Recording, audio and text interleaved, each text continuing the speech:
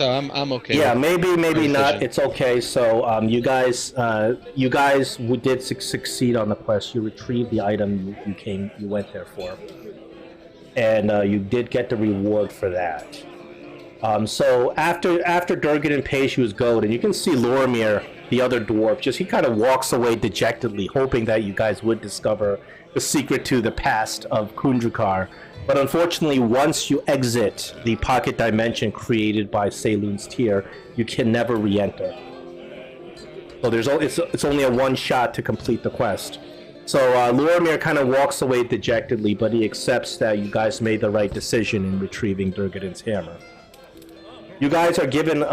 Durnan dismisses you and tells you, you know what? I have, I have to examine the next book because I believe it's starting to get rewritten. And Durgaden shows you another book, and he says, I can't make heads or tails of this. So you look at the book, and the book is beginning to get rewritten.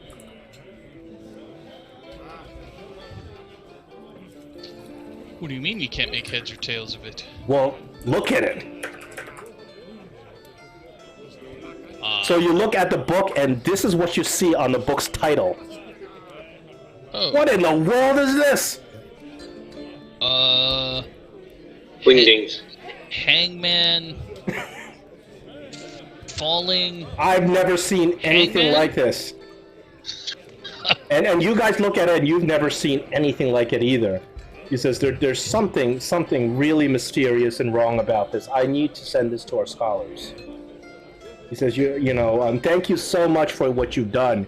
You guys, this time, you guys actually have been away for about a week, and we've been slowly sitting here reading the adventure as it's been completed. But it appears that there's no rhyme or reason to say how long you're going to be out of this real material plane inside these books. I can't guarantee that the next adventure you won't be gone for a year or 100 years, so take that into consideration. He says, I very much thank you for helping us. Unfortunately, I don't know what this next quest will entail. I can't, it's just a bunch of scribbles to me. So until we know more, I don't want you to send you to your deaths if we don't know what you're facing. He says, do you remember before the story started fading? Do we know what it was before? Unfortunately, I don't. That's the whole problem. These stories are erased from our collective consciousness. He says, but I found a passage. I did find a passage in this evil historiophage itself.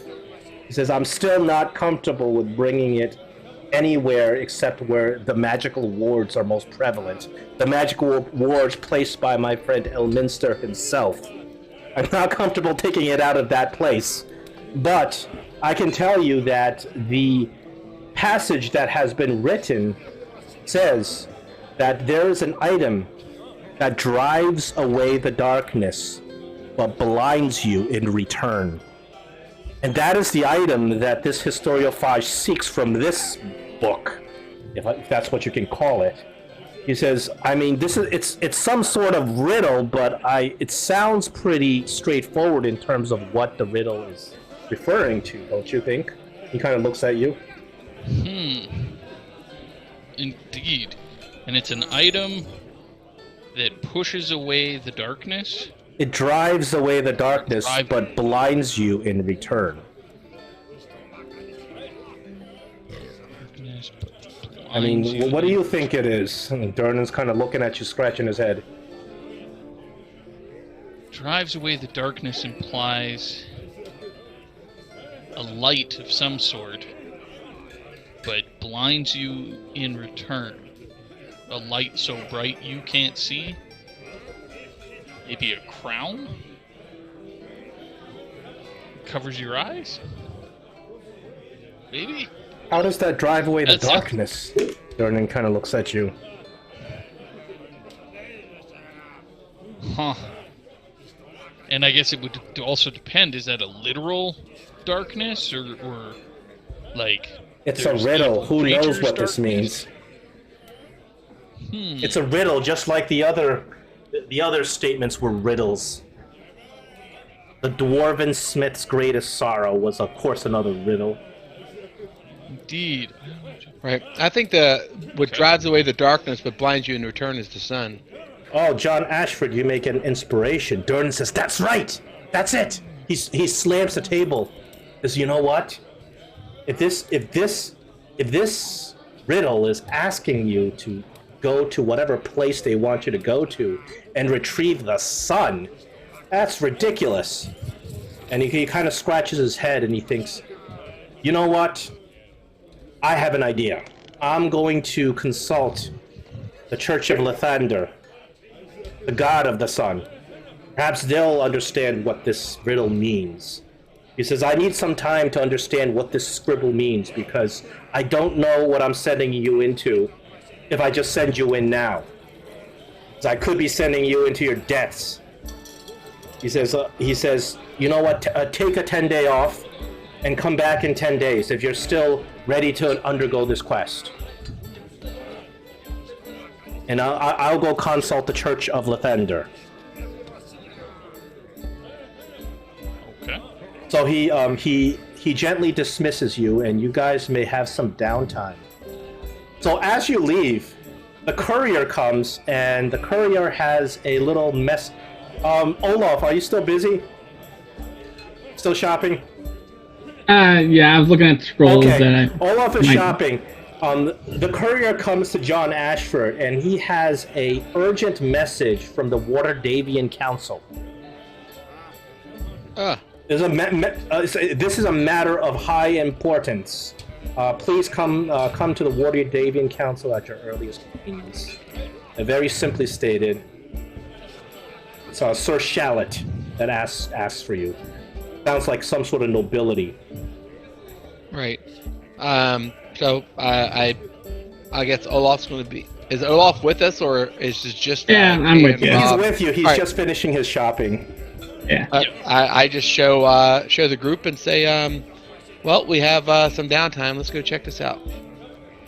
Okay, let's go with you, John, first. So you go to the Waterdavian Council, and it's like a big business area. It's like a government area, and you are just shifted here and there, and then you finally brought before this Sir Shallot. He's a high lord of some sort, and he's like, "Do you know of this?" And he hands you a piece of paper, and this piece of paper is a formal challenge to your noble title. It claims that you are not of noble birth, that you are actually bastard born, and it requests that you are stripped of your noble title. It's like, what do you know of this? I kind of look shocked. It looks like a petty attempt to smear my name. Are you hiding secrets from us, John? I would look at John and say, "Brother," and give him a big hug. Say, "You one of us?" Welcome to the pirate life. Arr. Now, John, Welcome to the undocumented. Now, John, do you have like a family or I have family members? Yes, I have all of my family members. I also have the ring and scroll of pedigree. So you know that your father would be furious if he were to find out that one of his sons were stripped of his noble title. It would be a massive scandal to the family. You cannot let this happen. Right. So I tell him that these are lies and from some petty person with no honor that must be faced and dealt with. Sir Shallot looks at you and he studies your face to see if there's any deception going on, and he says, "You know what? Your statement is accepted. However, as with such accusations, when the accusations are made from nobility as well, they must be fully investigated." He says, "Well, we must conduct a full investigation of these allegations." Might we know the name of the noble that's trying to besmirch? Well, I think I know the name of the noble. He says, under Waterdavian law, until the investigation is completed, we cannot tell you the name of the accuser, if the accuser is of noble birth.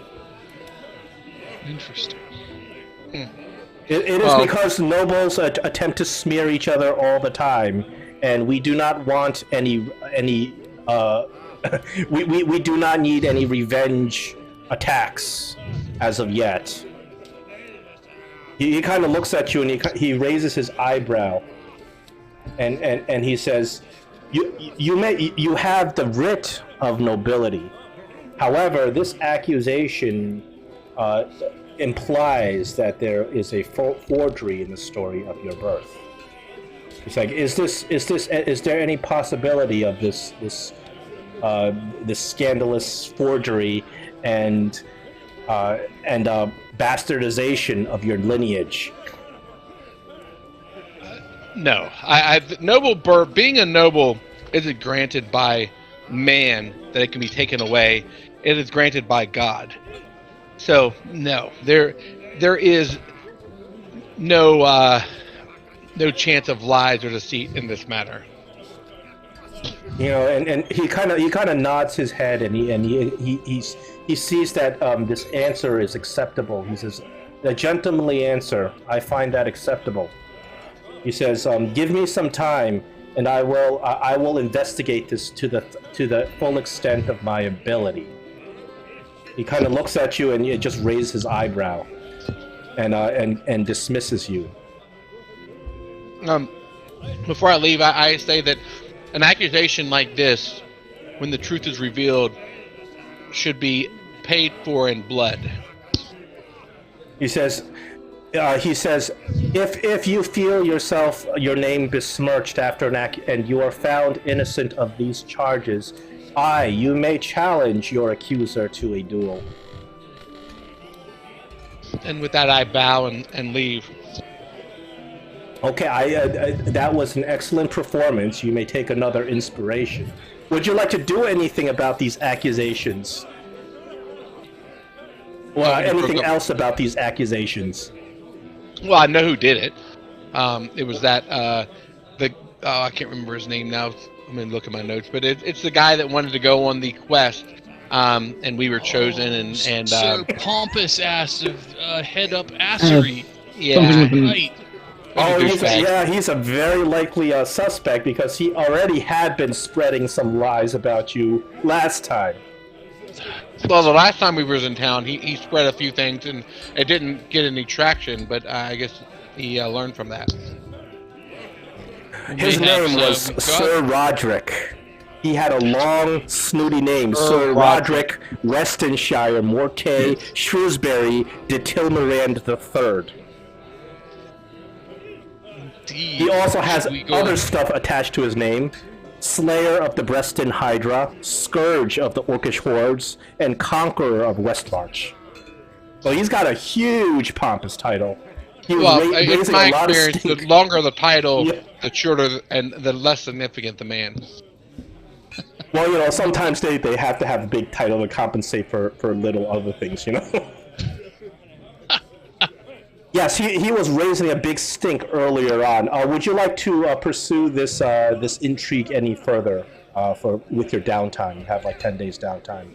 I would. I'm going to inquire as to Sir Roderick's whereabouts.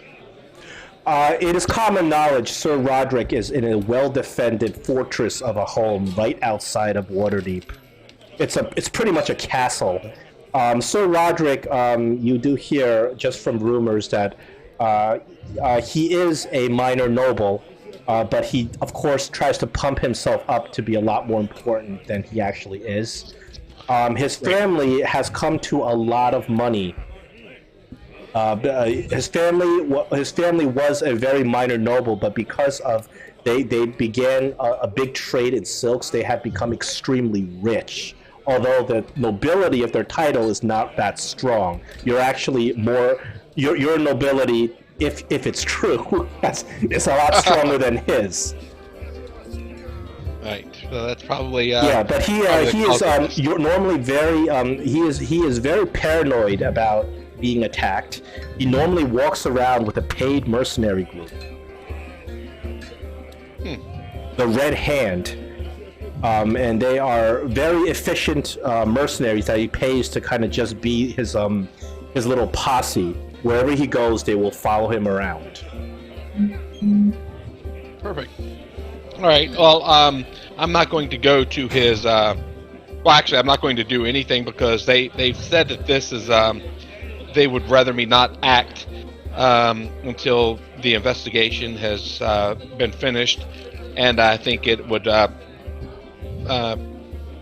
make the give some clout to these accusations if I conducted them myself in such a churlish way. So with that, I'm going to wait for the accusation to be finished, or the investigation to be finished. Taking a lawful action and following the rules and according to your alignment, I think is also excellent. Also very good. I will give you your third inspiration. You may start off with 3 inspirations. Oh, yay! Nicely done. Okay. Are you sure we can't talk you into maybe going and paying a visit maybe at night? If they can talk you into it, that's a different story. Yeah. No. Let's enjoy our downtime and make ready for what lies before us. You guys you will be finding out what happens with that storyline next time you're back here. But you don't. The one thing is, you are warned by Durnan that this time scale of how long you are absent doesn't correlate to how much time you spend in the adventure. So he can't promise you that you won't be gone for 1,000 years. He says that is a risk that you guys take in undergoing the adventure. Because this time you were gone for a whole week. Or a week in Forgotten Realms time is 10 days, so it's a 10-day. Gotcha. Even though last time you were only gone for a few hours, this time you spent about the same time, maybe 6-7 days inside the Forge of Fury adventure, but you were gone for about roughly the same amount, about 10 days. Well, we will deal with this when we get back. Olaf. Yeah. If they're still water dated nobles. Yeah, if you come back 1,000 years from now. Yeah, we'll have other issues to deal with in Sir Rod. The world is ruled by the dragon that you guys did not defeat, Nightscale. Perfect. Okay. More Nightscale. Olaf, Hello. are you done shopping? Yeah, I'm good. Okay. You also get a letter from the courier. It is wax sealed by the Waterdeep College of Culinary Arts. This is the most prestigious culinary college in all of Faerun. You know, and you've been trying to kind of get a position there for a while. You've been submitting applications. You submitted a dissertation about how you can use reagents from rare monsters to create amazing delicacies with cooking. And you had a request to give you a grant in gold so that you can conduct your study to make delicious dishes involving monster reagents. But these are extremely rare monster reagents. Therefore, you know, it would cost a lot of money to be able to acquire these reagents. You hurriedly open up the letter, and this is a letter from Senor Monsieur himself. This is the head chef. He is like Gordon Ramsay of Waterdeep. He tells you he is intrigued by your ideas. He loves how you think creatively and think about the possibilities and opening up the minds of palates of everyone. However, your request is a little bit too much. He says he cannot get approval for that much money to acquire rare monster reagents. He says you're asking for the excretions of an aboleth An aboleth had not been seen in Faerun for over 100 years. He's like, in order to acquire an item that rare, it will cost tens of thousands of gold. Because I can't grant you that just by how much I love your dissertation, and I do love it. He says, you know what, but if you can actually create one of these dishes, create it, and let me taste it, and let everybody taste it, then I'm sure that we can work something out. It's a rejection note. It's a rejection note with a possibility. So you're a little bit disappointed.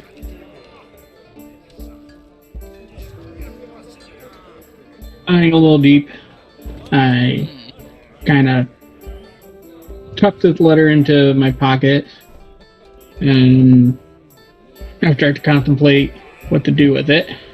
So what you were concocting in your mind requires one of the ingredients in this dish requires the excretion of a sebaceous gland of an aboleth. An aboleth is a rare deep sea sentient monster of extremely powerful psychic energies, almost rarely ever seen in Faerun. But you read about this creature, and you read about the powers, the pheromones inside its scent glands, and you realized that if you were to combine it with these spices that you have in mind and these vegetables, that it would create a heavenly dish. Unfortunately, it's hard to get that reagent. It'd be very, very hard. Aboleths are almost unseen in Faerun. If you were to try to buy that reagent from some special smuggler or seller, it would cost somewhere in the realm of tens of thousands of gold. I think I'm gonna try and determine if I have to go try to find this creature myself, or you wouldn't save up the even know money. where to look. I think I'm gonna have to start saving up some money for that. This is the only picture of an aboleth you can find in the stories. What is that? It's in the water. Yeah, it's a deep sea underwater creature that has powerful psychic magic. It can literally affect people's minds and enslave people. It's a high level monster. Very difficult to defeat if you were at a fight, just because you don't even see it. It's always underwater. But it creates, it has these mucus glands, and it creates a certain type of mucus that is so powerful with pheromones that it is literally heavenly. It is whoever experiences this mucus, or whoever gets affected by it or eats it, has like this heavenly euphoric experience. And you believe very truly that if you mix this creature's mucus with the right spices, you can create this insane dish, a never before seen, that would bring the culinary arts to another level. And thinking about that, I'm like, well, I can either, thinking to myself, I'm like, I have two options. I either save up the money or get it from someone, or I have to go venture for it. But I don't think I'm strong enough to go take this creature and find this creature. So I'm gonna have to grow internally to go figure this out. You don't even know where to buy the smuggled version of this creature's mucus.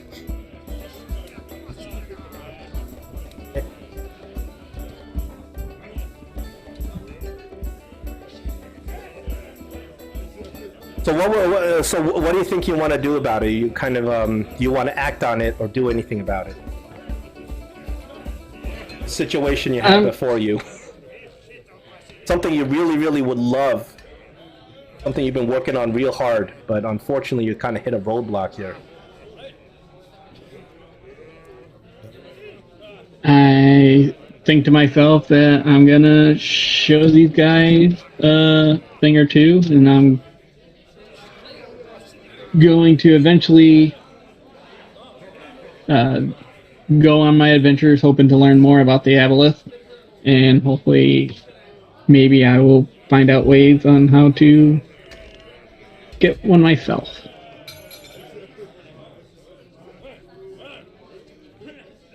Knowing that if I find the aboleth, I can create dishes that can bring in lots of more money than just how much is worth, and be able to feed the starving children out there with the extra money I get.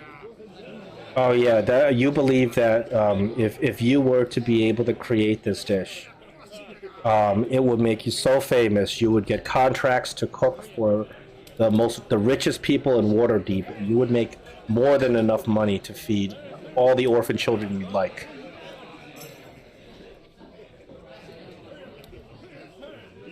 And I believe that during the adventures that we've been on, we're learning legends and stuff like that, knowing that through Durnan we're learning more and more about the mystical and everything. I'm thinking maybe while hanging out with these guys and completing these quests, I might come across something that will lead me to finding more about the aboleth. That's for certain. All right. Nice. Well, you may take an inspiration.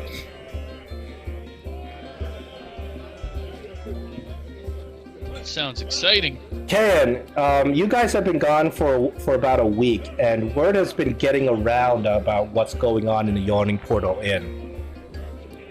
You know, people are starting to talk all over Waterdeep. There's being whispers that there's this high adventure going on in the Yawning Portal. And people are being interested. So, Ken, you'll start realizing that people know you, even though they don't really know you. Like, people have heard of you. Everywhere you go, people are kind of looking at you and they've heard of you. And then that guy with the potions last time, you sold off a lot of his potions. Blackjack Belkin, the little gnome, comes and finds you again. He's like, hey, and listen, you're gonna make both of us hella rich. Now everybody knows who you are. This is what I do. I sell these potions. I'm like, this is Kayan's Magic Brew. I've renamed it. It's called Kayan's Magic Brew. People buy it like hotcakes. Perfect. That means you owe me royalties. Oh, yeah, of course. Now, this is what I need you to do. I just need you to pose for this portrait, right? We're going to paint this portrait, and then we're going to put your face on these potions. Right, what's my take on this? Sure. I got 500 gold for you right now. Okay? And 1% the next time you see me? 1%? I mean, I'm That's doing 99% for you. I'm doing all the work here. What is my face going on it? And I'll strike a very commanding, debonair pose, one knee up like Captain Morgan style with my crossbow. Give me a performance check. Uh-oh. So you may add 500 gold, or I can put it in a party. That is not quite. You're not wasn't I very think with good. a roll like that, I'm definitely gonna have to share with the party. Listen. Forget about percentages and all that stuff, right? I'll just give you the gold, all the gold up front. I'll give you 1,000 gold. Okay? Will you do the portrait for me, right? We'll both get really rich, and then you come back, you do endorsements, you do speeches. Man, you're gonna be wealthy. You're gonna be crazy wealthy. It's like you want some more of these potions?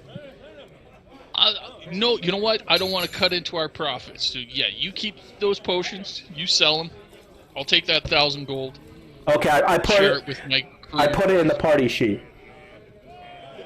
Perfect. Yeah, I'll share that with the party because I definitely am gonna be leaning heavy on them for. So you see this one guy. He's coming up to you. He's like, Kayan, you're Kayan from Kayan's Special Brew. Oh man, I love your stuff, man. I got some right here. And you see him kind of taking a swig of this health potion, and then like 5 minutes later, like 10 seconds later, he's buying you a drink and everything. Like 10 seconds later, you see his face turn green. He's like, oh, excuse me for a second. And he runs off to the privy. I'll just laugh. I'm like, he doesn't have the stomach for it. All right, you may get an inspiration for that. We will see how that turns out down the road. Ken, you requested a +1 hand crossbow.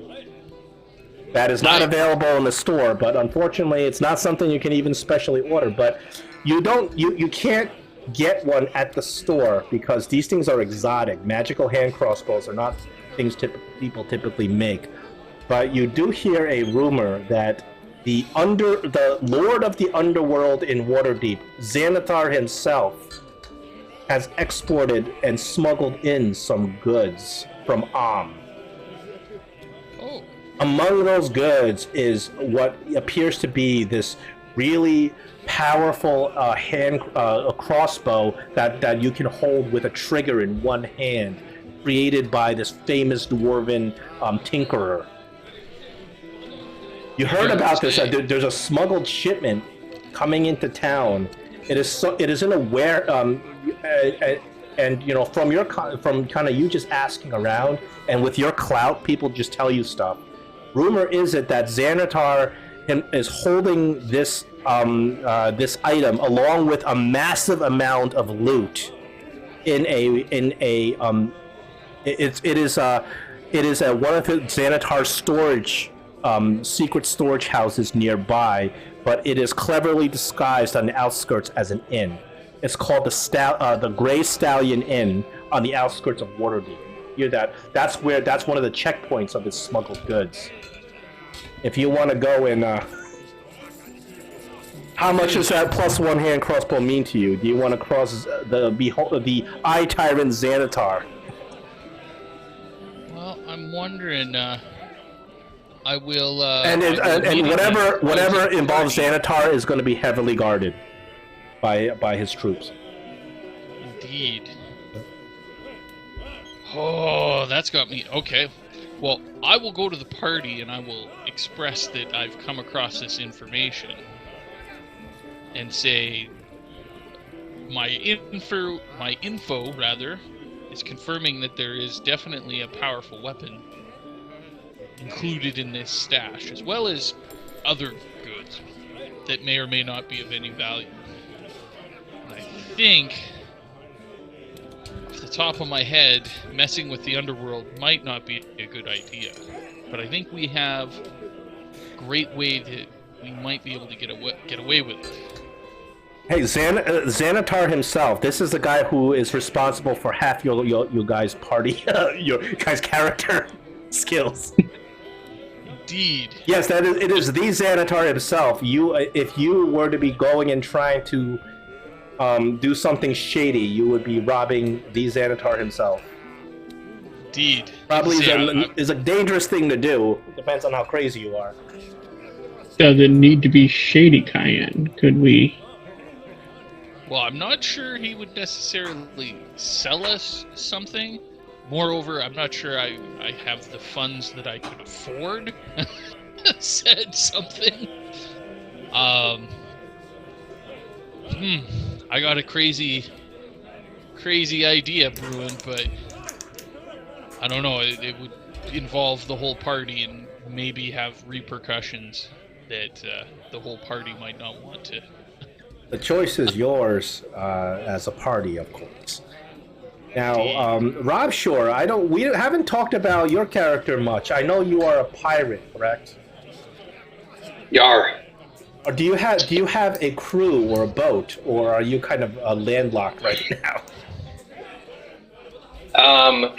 So Rob Shore kind of would like dodge questions about his past crew. But no, he doesn't have a crew. Okay. Can you? Yeah, I did, come to Waterdeep,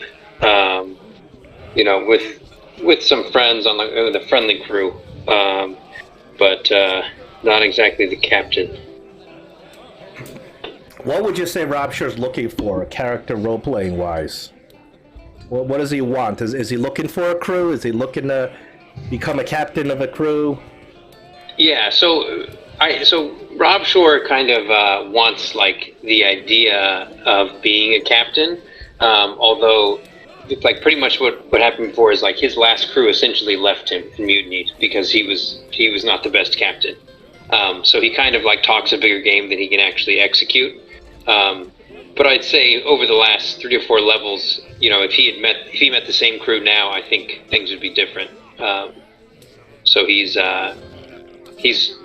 wants to get back into like being a pirate, but kind of he was trying to fake it till he made it and didn't make it yet.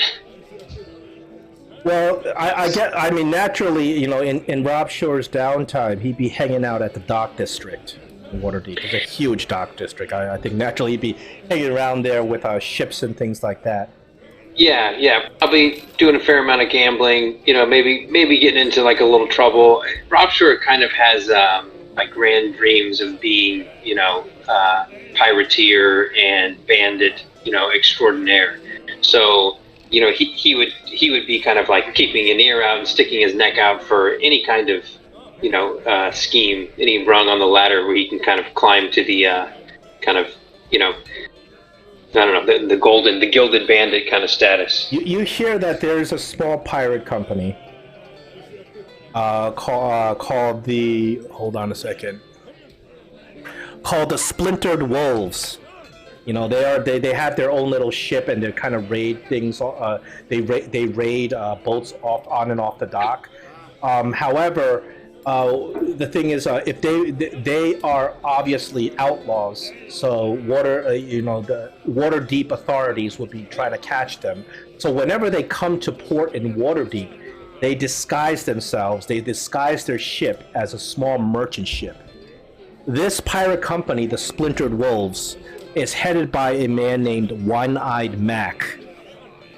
He's called One-Eyed Mac naturally because he only has one eye. His other eye was taken off in a boating accident. Although he tries to make it off like he got in combat, it's actually because a mast hit him in the eye. You hear rumors that this One-Eyed Mac, his crew is very unhappy with him because he has been taking a big cut of their earnings. And he has been burying treasure without their knowledge. He's been taking the best cut of the treasure and he's been burying it without their knowledge. And you hear that his crew is about to mutiny and throw him overboard. And they don't have any leadership. They don't have anybody. They've never heard about you either. And this would be like, would I see the crew?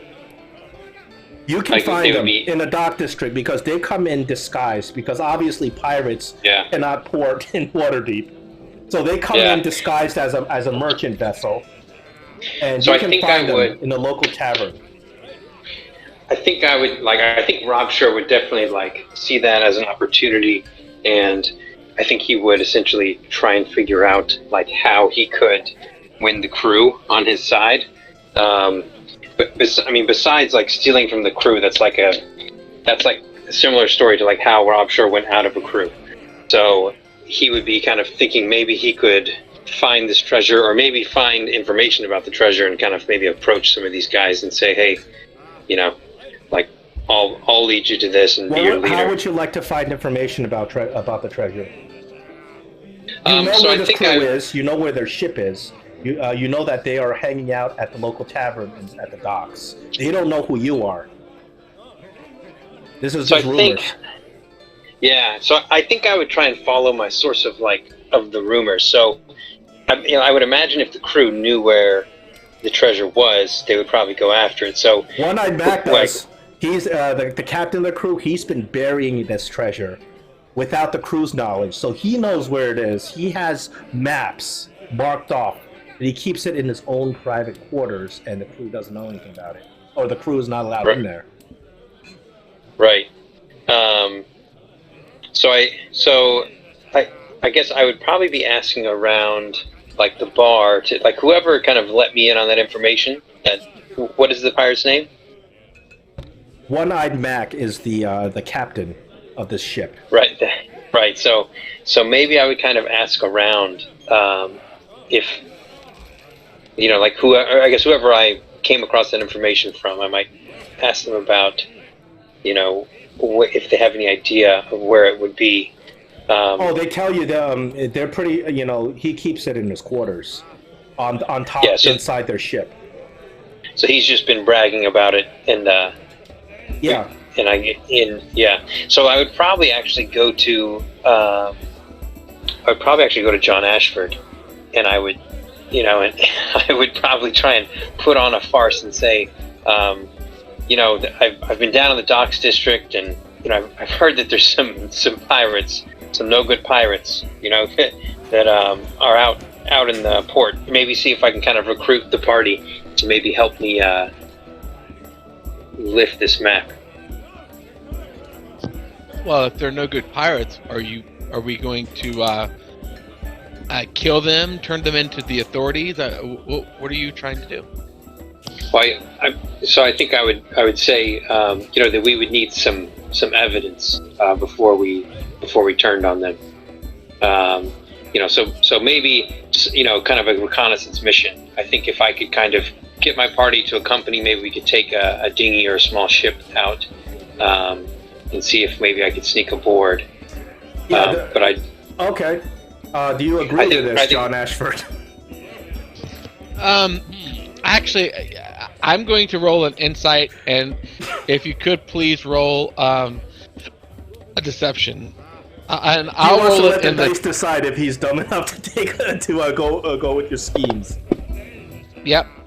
Because he's my partner, and I want to believe him, but John, you rolled a nat 20 on your insight. Oh yeah, I don't believe you. Maybe what you should try to do, Rob, is Rob, you rolled well. You rolled a 20, but that's not enough to beat his nat 20. Right. So I just say, Rob, possibly if you have an idea or concern, coming to us with truth, like Kayan did. He had a really a tempting plan, but weighing the consequences was just, we came up short. Well, Ken, have you guys turned Kayan's request down? He wants to assault Xanatar's lair. Well, I'm just wondering here. I've been storming my brain for an idea. Maybe we could combine the two into one grand night of adventure where we get a map to some treasure for Rob Shore. We maybe lift a real super weapon for me, as well as maybe some other loot.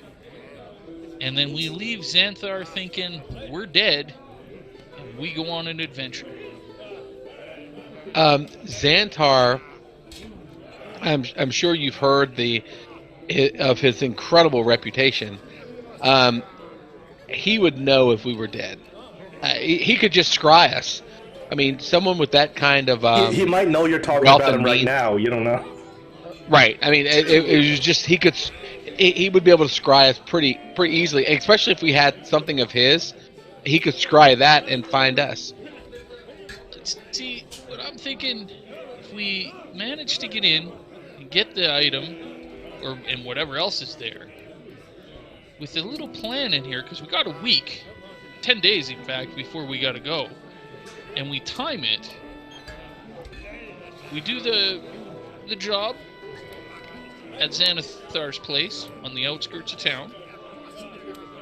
We stop at the local graveyard, because I know Durnan has contacts with them, given how many adventurers go down into the pit and come back as corpses. So there's got to be a huge bevy of fresh corpses that we could maybe buy. We take those to the docks, and we stage a big fire. Mm-hmm. We leave 4 corpses that we spread rumors are us, because we tried to break into this ship, got caught, got burnt, but Rob, being the sneaky ninja rogue guy that he is, will have the distraction needed to get in, get the map, and get out. We then go on the adventure, and we disappear. Well, my problem with that is, and mayhaps this is because I've worked in the church for several years. They can talk with the burnt bodies and find out. Yeah, you gotta watch out for that speak with dead spell. You think they I mean, go to that? You are trouble? right, John. Would they go to that trail? Who are You've you? insulted the most powerful one, in my opinion, probably the most powerful man in Waterdeep. Insulted him and robbed him. I would go Yeah. with. Well, Xanatar's and- not even a man. He's a beholder that lives underground. Well, yeah, Fair right, enough, right, then. yeah. I mean, Okay. I just he just has unlimited resources, or Yep. he, she, however the beholder identifies. But So, that doesn't mean we can't get the map. Well, the problem I have with the map is you lied. Well, We've spilled blood I actually together.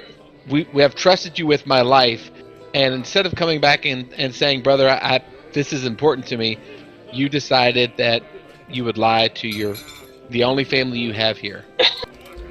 I don't think I actually lied. I think actually there are things on that boat that we could that would incriminate them. Maybe the map being one of them. But yeah, I suppose it was in the gray area. No. Unfortunately, it was not in the gray area. You could probably try to push it in the gray area, but it was not. I have no qualms about going there and getting this map, but I do have a problem with one that daily holds my life in his hand. That would come at this group like that. We and I know.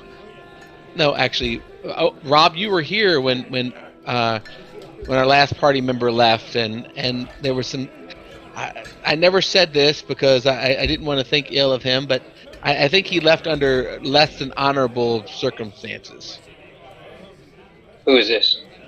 Actually, that's actually I don't know. Are you That's talking what about my Mogar? character. Yeah. That's what my character thought because Yeah, what did Mogar do? What did Mogar do? I don't remember. nothing. He Okay. didn't. He just left us. Oh, I you thought were just suspicious of him. I was suspicious that there was no reason for him to leave. We were successful. Why would he leave us? So that's like my character would be suspicious. So let me of put that. it like this: the adventure, this optional side shindig is available if your party chooses to take it, and if the party says I just want to go with the adventure, you may do that as well. It is up to you. It's sort of like a sandbox. You do what you want. Yeah. I That's feel what that it as is. well. I mean, I think in response to John, I think the conversation would be. I think when Rob's trying to convince this party to come with him, and John especially, because I know that you're interested in doing good. I don't think I would lie and say, like, there's nothing in it for me, especially if, like, when I'm talking to you, you don't believe me. But I think I would essentially just try and be persuasive and say, hey, I want to get this map, and also, you want to get rid of pirates, we can do that, right? Well, here's the thing, though. Do I really want to get rid of pirates? Everybody in my party is a pirate, but me. So, Well, maybe not active, retired. I think I would look at it, you're more a pirate if you're on a ship doing piratey things. Yeah. He's on furlough right now, I think. yeah. Olaf is trying to feed the starving children. What are you talking about? He's a pirate. Yeah. Olaf's a good dude. I mean, you can't argue with Olaf. I guess the only thing that I object to is, like, I don't think that like, because it comes down to a dice roll, that it is that's just like the conversation ends. You know what I mean? I think it would be like if I was trying to convince you to like have my back while I go in and try and get something. I think you would like see through it and say, hey, like, what do you really want? Right. And then I would have the chance to say, well, here's what I really want. So Rob sure opposed follows to- you around, continuously bugs you about this. Yeah. Well, I mean, I if John actually called my agree bluff- with him.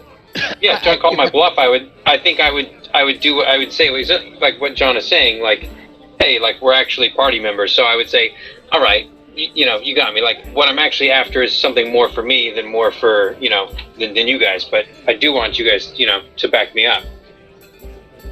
All right. You know what I mean? So I can actually accept that. I mean, what's everyone else think? Olaf, and Yeah, Olaf. Was that a? Well, yeah. no. I'm just trying to think. I'm hoping to hear Rob Shore really tell us why this is so important to him.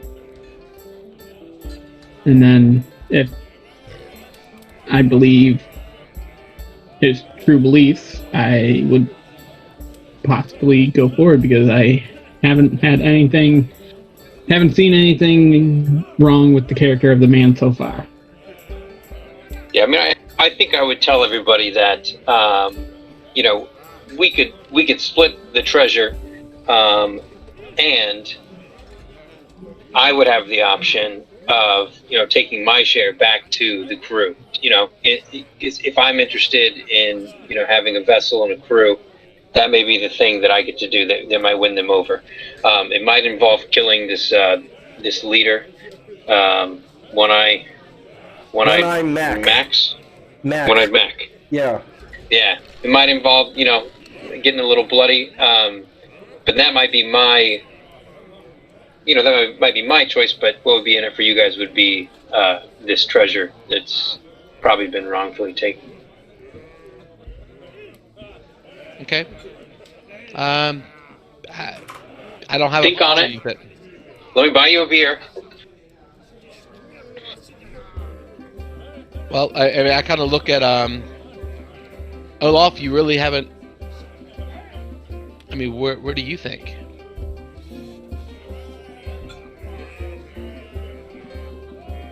I mean, when we're going on our adventures, we're killing ogres and stuff like that, monsters and things that truly deserve it. I haven't, not knowing these pirates, these human pirates that we are coming across, really, if they are truly as bad as they claim to be. So it's hard for me to determine that. I mean, maybe if, I don't know. What do you guys think?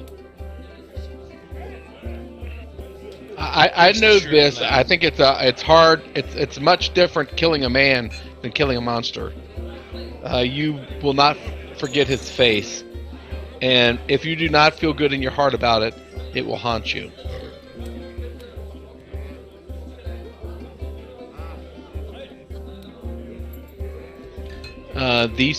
This man, from everything Rob has said, it's judgment has been long coming, and if I can be used to help facilitate that, then I am prepared to help. I think Rob would kind of whisper to Olaf after John said that.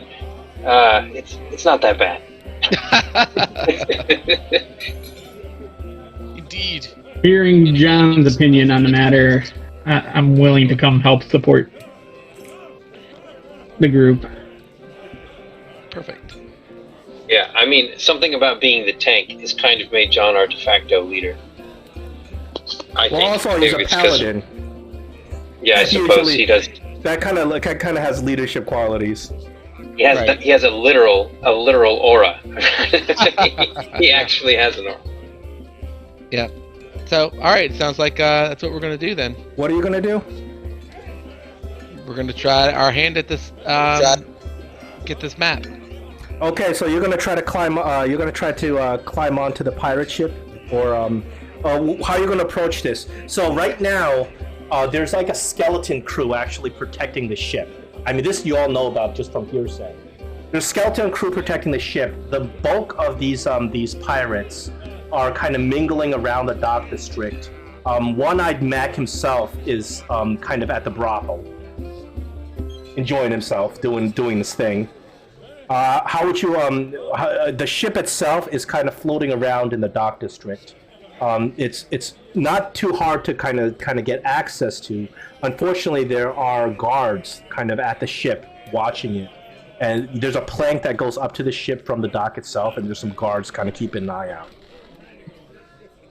You see these two guards that they look like they're very weathered, although they're dressed like mercenaries.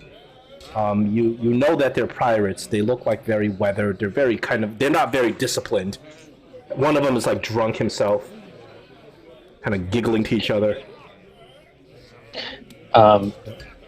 So I might look at KN and say, maybe KN can walk up there with one of his special brews and show him the picture of him on the bottle. You know what I mean? Strike up a conversation, and maybe he can get him to drink it. And with any luck, they might get sick. Might get him out of the way for a minute.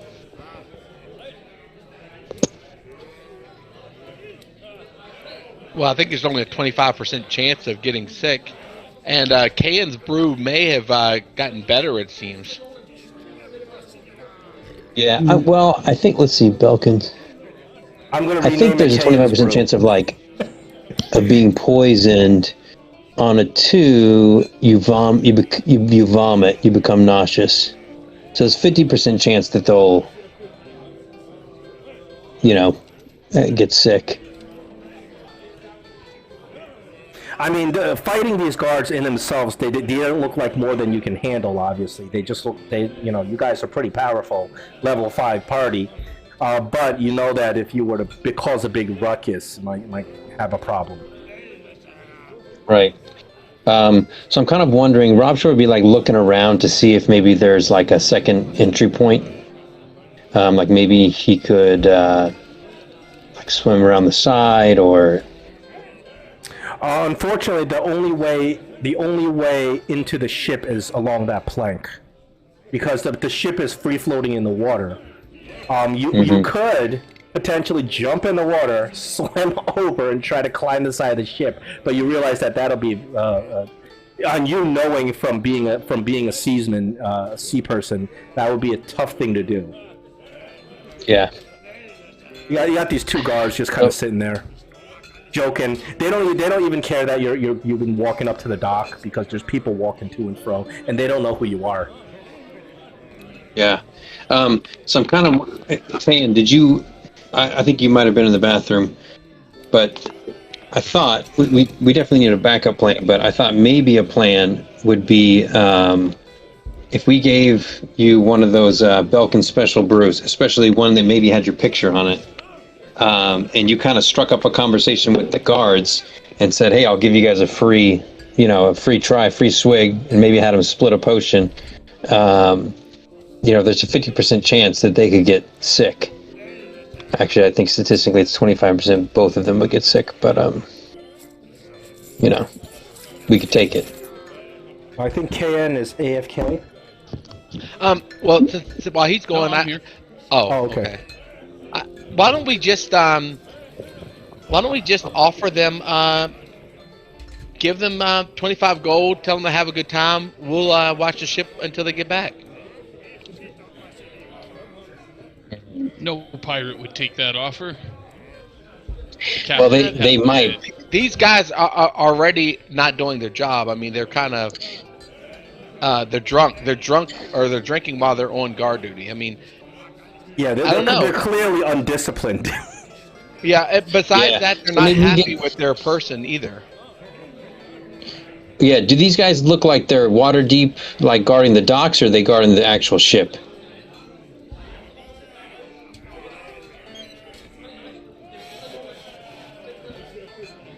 John. You're muted, John? Oh, I'm sorry about that. They're guarding the ship. These are part of One Eye Mac's crew. They're not town guards. There aren't many town guards around. This is kind of the docks district at night. Okay, so I think in that case I might walk to the bar, grab a couple ales, and then kind of make my way out and strike up a conversation with him. I can try to maybe cook up a pot of something to get him to entice to come over. Say, hey guys, you want some food? Well, tell me which way you want to approach it. Are they on the ship or are they on the dock? They are on the ship plank itself. leading to the ship. They're on the ship itself. Okay, hold on a second.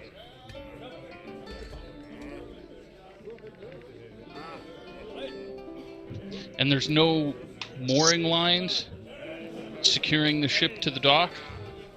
Yeah, there's lines securing the ship to the dock, of course. Gotcha. At the front, I don't know what the front and rear of the boat are called. Aft, port, whatever the hell. That's the side. Here's an The idea, bow is the guys. front. The bow is the front. Aft and I think aft is like left. Port is Sure. Yeah. No, there's with port, front and back. Yeah. port and starboard. Starboard Port, right, port is starboard. left. There's fore and aft, which are front and rear. Yeah. So, do we think the map is in the aft, the back of the ship? Yeah, you can see the back of the ship is raised slightly, like as ships. Okay. This is like a 14th century kind of a sailing ship. Right.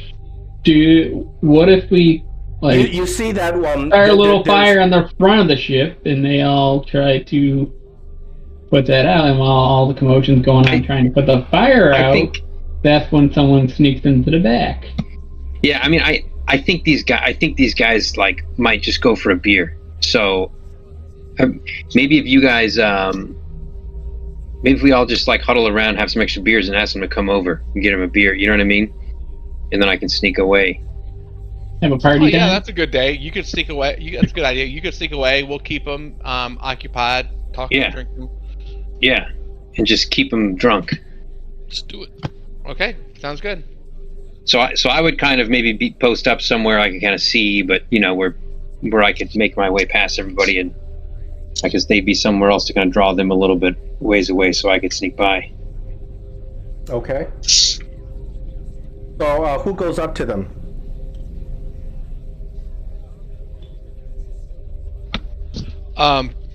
Actually, Kayan, you have the best luck with this type. Okay. Sure. Yeah. Okay. Yeah. Let me see. So I can see these guards guarding the boat. They are from on the ship. There's a plank going to the ship. They kind of and just look at you menacingly as you walk by. Well, I've got that slight tilt where I'm kind of the top half of my body is leaning a little too far to the left, and my footsteps will be. I'm pretending to be drunk. Oh, give me a performance. Lads, lads, have you been to the inn over there? And I'll make weird, vague pointing gestures over both shoulders. Where's performance? They've got the best beer in town. They look at And each I other. would've And they start cracking pre-spilled up. some Look at on this drunk myself. fool! What's that, lads? You have to speak up. I can't hear you. You're drunk. Go home. No, I come. You guys are sailors. I used to sail. We all sail. Oh, is Come that with me right? and get a beer. I want to buy you a beer. Come get a beer. You want to buy me a Over beer? Is that right? Indeed. Because I used to sail. All right, piss off. I haven't Piss sailed off. in a long time, but come on over. There's good waitress, barmaid, keepy girls. They got big bazooms. The other one that is drunk, he's like, "Oh, I want to see them bazooms. I'm going." Hey, don't come leave your on. post. First round's on me, boys. And they got this dice game. The dealer, he's an easy mark. We'll take him for everything. Come on, come with me. Willie Smallhands are gonna cut your throat if you leave your post, you fool. And the drunk one's like, he'll never know. He'll never know. And the drunk guy is more than happy to go with you. The guy who's not drunk, he looks a little scared. He doesn't want to go, and he just stays there. I'll stumble like 5 or 6 feet away towards where this bar is, and I'll purposely drop 3 or 4 gold coins on the ground. Oh, lads, I'm dropping my coins. Help me pick them up. We gotta get the beer. and just trying to, and I'll sell it. I'll even stumble and fall Oh, the down drunk one guy knee. immediately goes down and starts picking up the gold coins. Is non-drunk guy moving at least in my direction? He's kind of looking at the gold that's being dropped on the ground, but he's not doing anything. He's staying there. Oi, what you pulling there, huh? I motion for KN to take the guy and go to the bar. All right.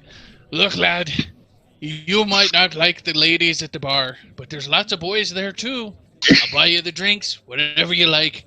Let's go. And I'll just put my arm around. How'd you know? I like me a little bit of both. And the guy's like smiling at you, and his breath is terrible. He's got missing most of his teeth. He's like, and he's kind of like giving you a massage as he follows. Your friend doesn't like to drink, does he? Because he's standing there looking scared. He's just a wuss. He's afraid of Willie's small hands. That's our sub. Oh, well, we'll buy Willie some drinks too. He'll like it. No. Have you been with a lady, lad? I'll say. I'll yell back at Willie's trying to break into the captain's quarters because he's trying to steal the maps. Willie's an idiot. Because when One-Eyed Mac comes out, you know, he's gonna put Willie walk the plank. I'm telling you. And this guy just kind of blabbers off all this information to you. All right. Well, I motion for KN again to take him into the bar. Yep. All right. Once they clear, I'm going to just walk up to the guy and tell Willie, Willie, I admire your work ethic. Oh, it's not Willie. The other guy he's another guard. I walk up to that guard and tell him I admire his work ethic. I'm going to. Who in the nine hells are you? He kind of looks you up and down. You don't look like you're looking a little bit too proper for his liking. Yeah. Yes. I'm not going to disrespect you by lying to you. I will tell you simply. You can go in the bar with my friend and enjoy several drinks. Come up with a story that you're going to tell your boss, or I am going to kill you where you stand. And I just rolled a intimidation. Yeah, see, I saw that. He draws his weapon. What'd you say, you fool? Okay, I just say it again. He is this is guard number 1. Guard number 2 is out of the picture. I'm removing him. This is guard number 1. What'd you say, you fool? And he draws his weapon. Okay, I'm. Of course, I will act in kind, but I'll report. I'll say to him again, very simply. Go, enjoy a drink, come up with a story. He does not appear intimidated with your roll of 7 on your intimidation. Daggone it! You know what? I'm going to use a luck. Well, I can't. I shouldn't have told you it's a 7. Because then we're in reroll. That's not fair. Then for me to say, because all right, but I don't see that he's intimidated. I'm going to just and this. I'm not saying this as intimidation. I'm saying this in all honest and sincerity. This isn't worth your life. Go to the bar, have a good time, come back in 20 minutes. He flusters his weapon. He says, "I'll show you what's worth my life and yours." He clearly looks like somebody you can take easily, but he's ready to fight you. Okay. Then I am actually, since you know what, Rob sure is hidden. Olaf is not inside, and Kane is in the bar. I'm going to strike him using bludgeoning damage or non-lethal damage. Okay. I'm gonna hit him with the flat of my sword. Go ahead and hit him. Yeah, I think I would. When I saw this guy draw steel, I think I would start to get a little closer. Oh, I don't want him to. In that case, we can have actually an initiative. Oh, I don't want. I mean, there's no. Rob, did you hear what he said? That this guy is not really a challenge for us at all. Okay, sure. So you can still attack him non-lethally, obviously. Yeah, I hit him and do some non-lethal damage. Ooh, You hit him real hard, even though it's non-lethal. He staggers backwards. Rob. Again, I'm going to beg him to please reconsider. Rob Shore, are you going to act? If you're sneaking up behind him, he doesn't see you. Yeah, and I think I would see this. I would see this kind of like slap with John Asford's sword probably leave him in a pretty bad state. I think I would say, I'd say, look, my friend's right. It's not worth your life. I said, there's something on that ship that's of interest to us, and it might be of interest to you. So we're boarding, and you can either go have your beer, or you can oblige us to get on the ship. Oh, I have a question, and maybe I missed this. I thought we were doing this whole thing because Rob wanted to captain these people. Is that not right? Yeah, I mean, Rob has that idea, but I think when we kind of had this discussion and then Rob had like this come to Jesus moment, I think he would say, hey, look, there's a treasure somewhere. You guys find the treasure. We split it amongst everybody. My share, I might give to these pirates, right? And say, hey, this is what your captain was hiding from you guys. You guys sail for me now. Okay. That would be how he described it, I think. Okay, Rob, can you roll a persuasion on this guy if you want to try to talk him down? He was hit pretty hard. It doesn't look like it's going to be hard to. You can roll with advantage. Actually, you almost like one-shotted him. He got bitch slapped with a sword, with a long sword. Yeah. He's semi-concussed. Persuasion. Yeah. He should have went in there and had a nice beer. He should have taken the beer. Oh, he runs with its tail between his legs, right off the boat to the dock. You see him; he just keeps running and running and running. He's gone. All right, I kind of yelled, "Please have 2 beers on us!" And I look back to Rob and tell him, "Make haste!" And I stand guarding the weight on the ship. So I think I heard him say that One-Eyed Mac is maybe in his captain's quarters. No, One-Eyed Mac is not in this. You know this for a fact. He's at the brothel.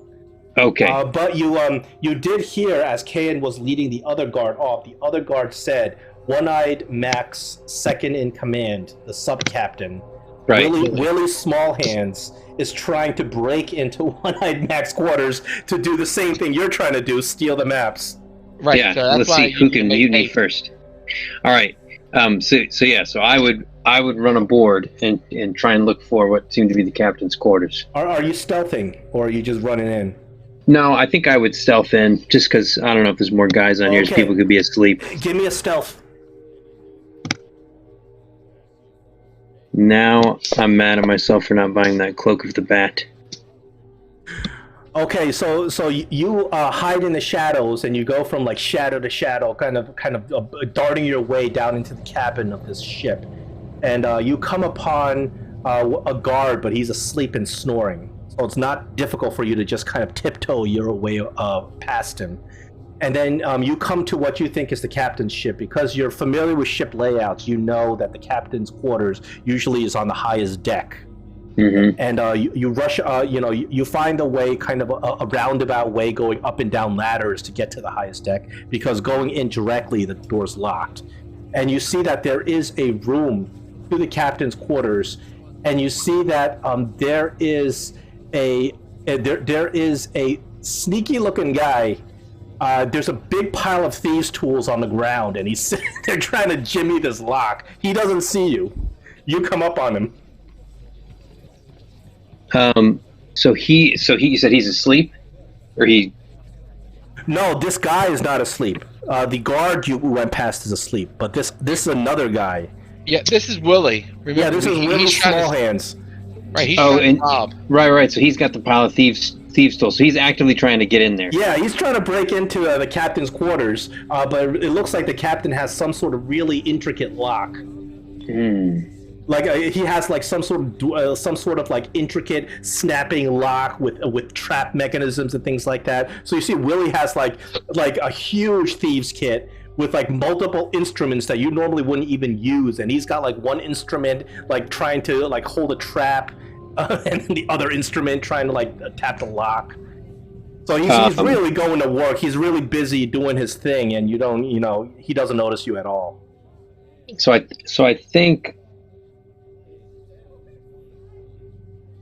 think what Rob would do is I think first he would check himself, maybe make sure he looks fantastic, and then he would kind of give like the little whistle and kind of get Willie's attention. What do you mean look fantastic? What's that? What do you mean look fantastic? I mean, I would like straighten my collar, make sure I looked, presentable. I would love for this guy to be like, oh man, this guy just snuck up on me, like put some boots. I see. Okay. Right. So and then you whisper you kind of whistle to get his attention. I think what I'll take is I will take a performance, and I'll do it wisdom based. For you to kind of like fix yourself up and look dashing. Sure. And I think I would say, as he turned around to see me, I would say, "Do you need a hand with that?" Willie turns around. He says, "What in the flying hells?" He draws his dagger. He looks at you with fear. Who are you? What are you doing here? And he's kind of looking back and forth, almost ready to call the guard. I look at him and I say, "I'm your new captain if you play your hands right." What? And I kind of look at his hands and I say, "Well, rather small hands." Yeah, that's me. But explain yourself. Who the hell are you? I say, "I'm Captain Rob Shore, Redfoot." I said, "And I know what you're after, and I can get it." You know what I'm after. That's right. What makes you think I want to share with somebody I never met before? Well, you don't know your choices yet. Share, or you die right here. Can't threaten me. But would like to hear your offer though. If you think you can get past this monstrosity. And he points to the lock, which is really a like over the top intricate lock, mm-hmm. knowing that people are going to try to tamper with it. So I look at him and I would say, I think I can get in there, as one way or another. If I get in, we find that map. I said, I'll give you a cut of the treasure, along with my party, but you all sail for me, and there'll be no more hidden treasure. Oh, so some stranger shows up and wants to be captain now. You can roll a persuasion. Or intimidation, or however you want to handle it. I think I'm going persuasion. Alright, listen. You can break this lock, I'll call you Dad, okay? I'll hold you to that, Willie. There, have at it. And he puts his hand. He's like, let me step 25 feet away. And you see him kind of walk over to the edge. Yeah. So you look at this lock, and it is just out of this world. There is a keyhole, but around the keyhole, you see that there's little holes all over the, kind of in the circular pattern. Around the holes, you see that there's this glowing magical glyph. Mm. And then on the side, and then you look up and down all around. And this is, I'm assuming you're investigating, and Willie's helping you show you what's going on. Not only that, but you look on the side of the door, and you can see that there's an empty black space where a huge scythe will come down. You think that it would be astronomically difficult to pick. Hence why Willie has been spending all this time with a big pile of thieves' tools. It's like, you want to try to pick that thing? He's like, I got a thievery +8 and I can't pick it, so. You want to try to pick that guy, Ed? Let's see. So you said that it looks like there's a trap on it. Yeah. Oh, he's like, we know there's a trap on it. Now give me the name if you're next to kin, so I can send them your body parts. This is a trap designed to kill people who know how to get past traps. Like, he's like, look at me. Like, I've been picking locks since I was 10 years old. I've been trying to get this for days and I can't get it. He's like, I know One-Eyed Mac's got all his secrets in there. We get those maps, One-Eyed Mac is done for. So I think I might start looking for other ways in, I suppose. What do you think about in terms of other ways? What's your idea? Well, I mean, I'm thinking about, like, is there a window, or is it barred? Are there, is there maybe a way in from the outside, like any windows into the captain quarters? Wouldn't be stupid enough to have any windows in his quarters. He knows what we're up to. We're all good climbers. I think I'd be also inspecting maybe for like the quality of the wood, see if there's any, if there's maybe a way I could just pull up some floorboards. You look at the wood, it is standard shipbuilding quality. You can pull up floorboards, but it is something that will take a long time. And the floorboards are huge and thick. And you need a whole team of people to come up. You probably have to do it from above to remove the nails and pull out the... It is possible, it's just that it's a big project. You're not sure how you can do this incognito.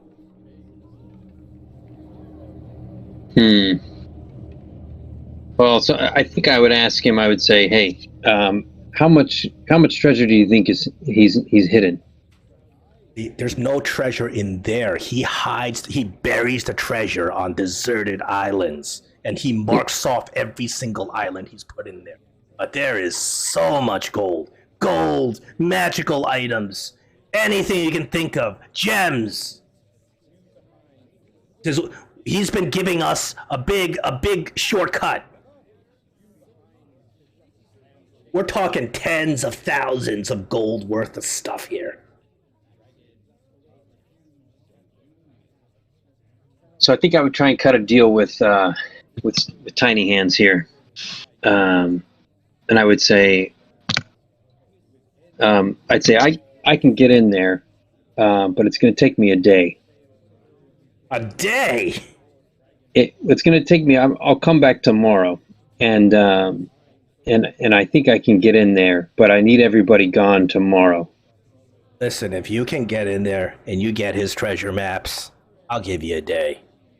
But if you fail me, I'm I never met you. All right. So I take one more look, and I think I'd want to see like the bottom of the door or sides of the door. Is there any gap, like even the smallest gap? There's no gap anywhere. The only gap is the keyhole itself. And the keyhole itself, as you look in there and you study it carefully, you realize that it is a very carefully trapped mechanism. But the keyhole is about 1 inch wide, if you're thinking what I'm thinking you're thinking. I might be, yeah. The keyhole is about 1 inch wide. So even the cracks are it's like airtight. Yes. I mean, the whole ship is it's built. This is actually the most heavily fortified part of the whole ship. One-Eyed Mac made sure that he built it to not be broken into. Like, he knows. I mean, he rolls with a gang of thieves. He knows all their tricks. So there's no windows, nothing. It would be a massive project to actually take the boat apart and remove the planks, but that's possible. You can't do it without people finding out.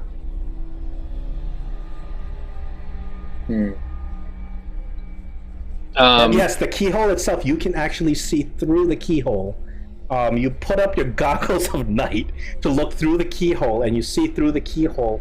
There appears to be you see a bed where One-Eyed, and this bed is very, very elaborate, like very fine linens and things like that. On top of the bed are very scandalous paintings of nymphs. Oh yeah.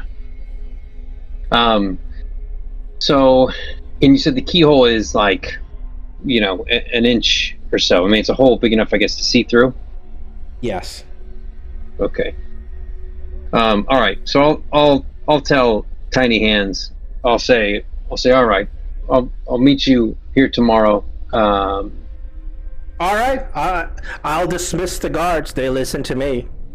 If you're telling me that you can break through this thing, fine. I'll go with it. All right. Because I sure as hell not. I think I got a plan. Without losing my hands and my face, my beautiful tiny hands. They are beautiful tiny hands. All right. So I'd probably run off the ship in a flourish. Yeah, you easily get out of the ship the same way you got in, without alerting anybody, and you meet John on the docks. Diane, the other guard that you took to the inn is now hitting on you while you guys are continually getting drunk. I will deftly direct him towards some unknown bar patron and just slip away in the crowd. See ya. Okay, so you guys reconvene afterwards. So I would definitely inform the party and tell them of this conundrum, but I'll also tell them this. Guys, when we were shopping, I noticed in one of the shops there was a potion of gaseous form, and I think although it is insanely expensive, I would front the money, and hopefully there'd be enough treasure to where it'd make it worth it for us.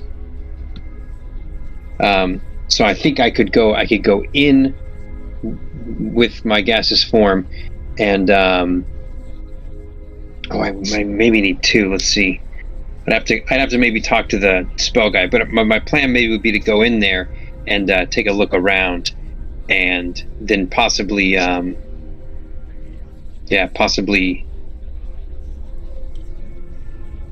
don't know. I gotta iron out this plan a little more, because I don't think I can't manipulate objects while I'm in gaseous form. And the lock, you just couldn't get past the lock? The lock, it was magical as well as heavily trapped. And it seemed like even if I unlocked it, I couldn't, I think the trap would murder me. Yeah, you feel that this trap was designed to punish people trying to break in. Your death would be slow and painful. All right, so what about this? What if we just wait here for him? He comes in here, we force him to open it, and we just do away with him as a form of his just penance for his actions, and I think we're overcomplicating this. Yeah, maybe you're right, John. I think this person needs to not be here anymore, and I think that he would give up everything he has to save his life.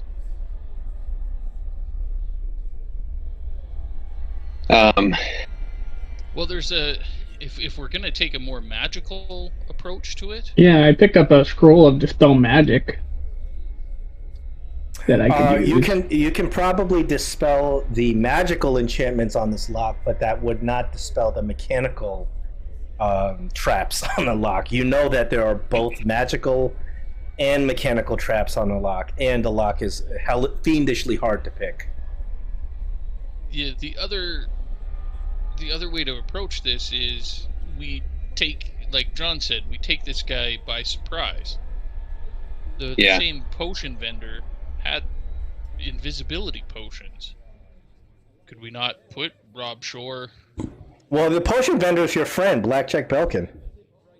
Yeah, or we talk to him and see if we could maybe get some on the cheap potions of invisibility. Does he? I don't think he has invisibility potions. Yeah, Sparkle and Shimmer Arcane Library Beginner's Magical Scroll Shop has 3 scrolls of invisibility. So you guys could go invisible. Is invisibility within anybody's ability to cast, though? Is it What's within that? Olaf's? Because you have to be able to cast it as your class to be able to use that scroll. Oh, Yeah. So if Olaf's able to cast it as as his class, then you may be able to use that scroll. That is a good question. that is a good call. I don't know. Potions of invisibility are phenomenally expensive. They happen to be a very rare item.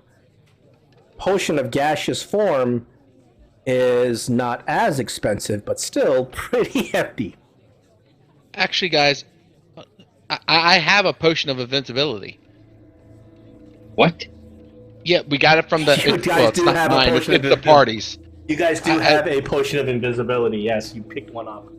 Yeah, we have a potion of climbing, potion of fire resistance. They're my potions of healing, potion of hill giant strength, and a potion of invisibility.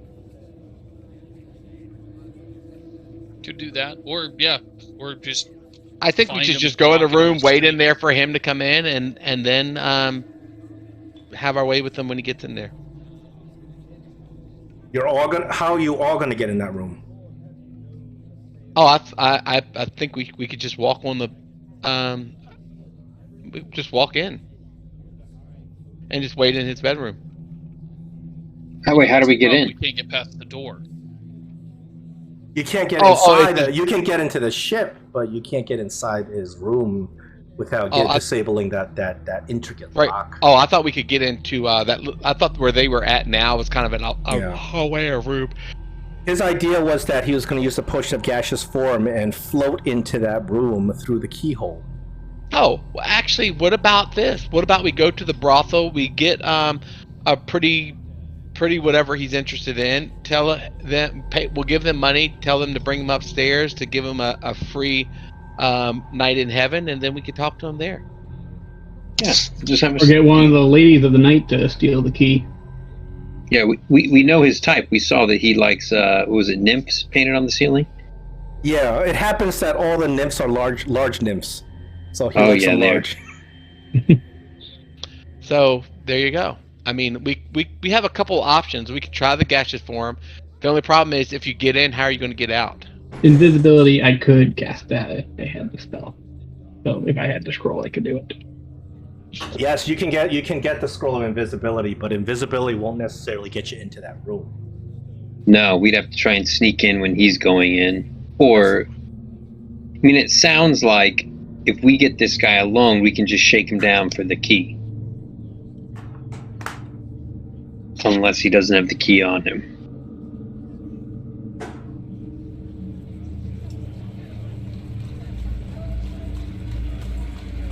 I don't know, man. It's When you ask Belkin, he's like, "Hey, have you thought about the Shadow Thieves Guild skeleton key? They'll break into anything." No, it won't do a magic lock though. Well, I almost tried it because I had bought that already. And I wanted to try and use it, but I was worried about the traps. So maybe tomorrow, actually, maybe we have a dual-sided plan here. Maybe we go to this thing, Olaf casts his spell magic on this thing, and I get John to maybe hammer some pitons into the wall to try and keep me from getting sliced open when this scythe comes down. And then I can try and pick the lock. Okay. Right, and if that doesn't work, then we go to the brothel and see if we can just shake this guy down. Is it something we have to do tomorrow, or why not do it tonight? Well, yeah. Let's just do it tonight. Okay, yeah. I guess we know where it is. Right. We know where he is, and if he happens to stumble on us, then Okay. sad for him. What is your guys' plan of attack right now? So I think I would have just ran off the ship and we would have had this conversation. And then I guess I'll say, all right, Olaf and John, come on in. Maybe Kane can be the lookout. sure. I'll Alright. trail Okay. with a bird whistle with me. So we'd come back on, and I think I'd be looking for Tiny Hands. Tiny Hands, he's on the ship and he sees you coming and he kind of motions along, and you see that there's a pair of guards leaving the ship, and he's like, come. He kind of motions you to come up. Right.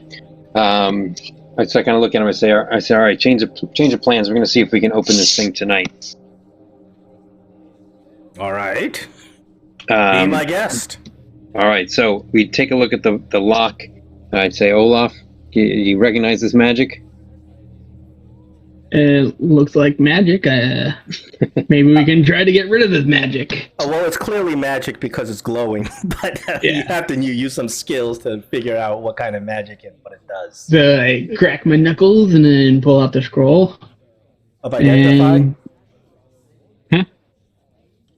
No, the scroll of Dispel Magic. Oh, this is a high level magic. So what level are you casting that scroll of Dispel Magic?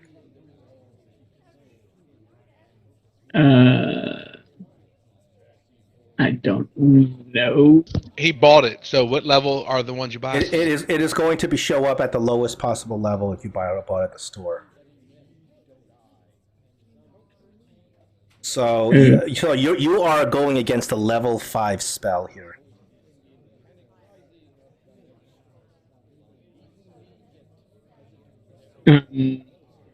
Okay. So, what level of Dispel Magic are you casting at? Well, that's the thing I don't understand. So, Dispel Magic is a level 3 abjuration spell. Okay, so it is 2 levels higher. Spell of 4th level or higher on the target. Yeah. You make an ability check using your spellcasting ability. The DC equals 10 plus the spell's level. So we got a DC 15. It's your spellcasting ability, so it is your charisma modifier. Okay. So DC 15, you're gonna roll and add your charisma modifier. As you try your best to. All right, that will dispel this magic. All right, Yay, good job, Olaf. The warding fades away, and Willie's really impressed. Whoa. Yeah.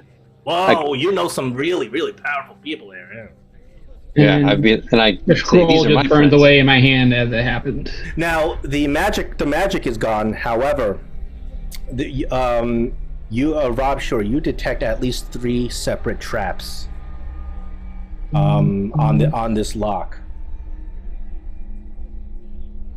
So I think I would probably try and grab John and say, hey, some of these traps may come down. So,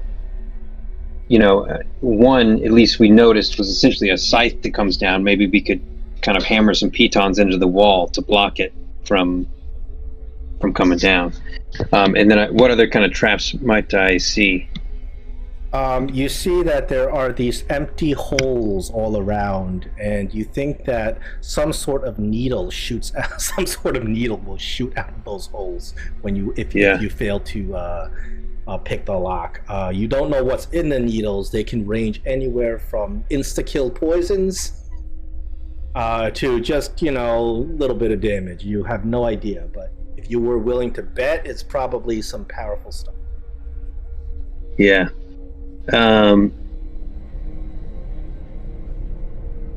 That's the second trap.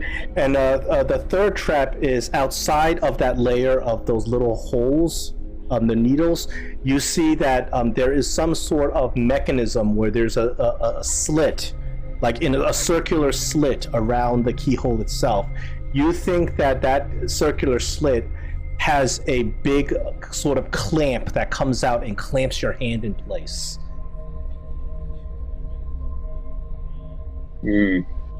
So these are to grab a guy. These are 3 dangerous traps. God, what'd you say, John? It's looking more and more like we need to grab a tiny Mac. Willie kind of says, "I told you these are. He made these traps to punish thieves because all of us are thieves." Right. Yeah, I mean, if I pick it, there's a probability that none will go off or some will go off. Yeah, but you notice by the intricacy of the lock that you would have to be really, really lucky. Not sure. What's so special about that key you have? Well, it gives me advantage on lock picking the skeleton. It gives you an advantage on your roll and has potential of breaking, but that's beside the point. It gives you advantage on a roll, but even with advantage, you know that you're gonna have to roll real high. You think that you're gonna have to get real lucky. Luck has to be really on your side for you to successfully just pick the lock without activating traps. Hmm.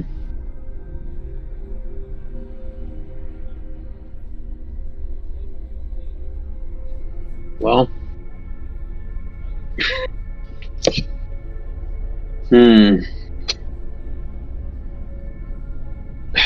So I think, oh geez, I kind of wonder if I would like the holes that are around the lock. I think the first thing I would do, I would test. I would get some. I've got BBs in my bag, or I've got ball bearings. So I would kind of see if these ball bearings would fit into the holes. They do fit into the holes, but you don't know what kind of pressure these needles are going to be coming out with. If the pressure is high enough, the needles will just come right through. Yeah. So I think what I would try and do is essentially like fill the holes up as much as I could. So when the needles come out, it might deflect them slightly, or some of them might get jammed. Okay. That would do something like give you an advantage on the save. Okay. And then maybe like the other trap that we see, it's up on the wall. You can hammer pythons in there and stuff like that, but that really depends on how much force is behind the scythe coming down. And it would, if you hammer a whole bunch of pythons, it would do something like maybe give you advantage on your save. Okay. So I start hammering where he shows me to, where he shows me.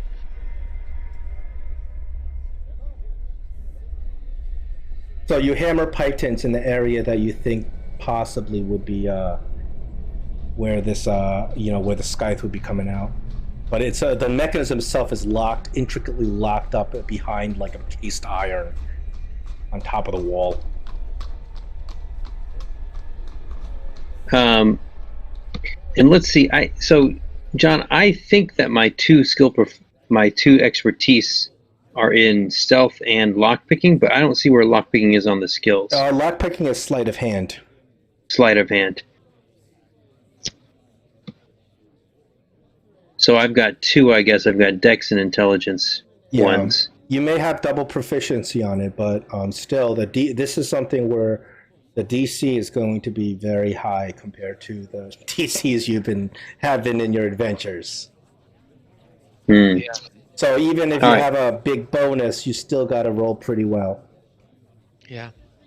I just think it would be easier to grab the guy. All right. Maybe he wants to tempt fate. He wants to give it a shot. Well, I mean, with his show, I'm going to follow his lead with it. So. I know, but it's just so tempting. Who knows? I'm certain I'm going to lose a hand. You could roll a nat 20. I don't know. Yeah, but I mean, there's like a 5% chance. I think. Yeah. I guess maybe if you roll a nat 20, you will succeed. Definitely, but I can't tell you what other numbers you would need to succeed. Oh God. I'm too tempted. Okay. Do you want to use your golden inspiration before the adventure even starts? What's that? You are guaranteed to pick this lock. Do the impossible with that golden inspiration, but you will waste it for the whole party for this whole adventure that you haven't even started yet. But it's your choice. Oh, so we have our inspiration from last. No, your golden. You don't have inspiration right now. You have a golden inspiration. You have no inspiration right now. Oh. I've awarded other people inspiration for other reasons, but this is your character moment. I haven't awarded you anything yet. You guys, every beginning of every adventure, you get that free golden inspiration, free nat 1 or nat 20, your choice on any roll I make or you make.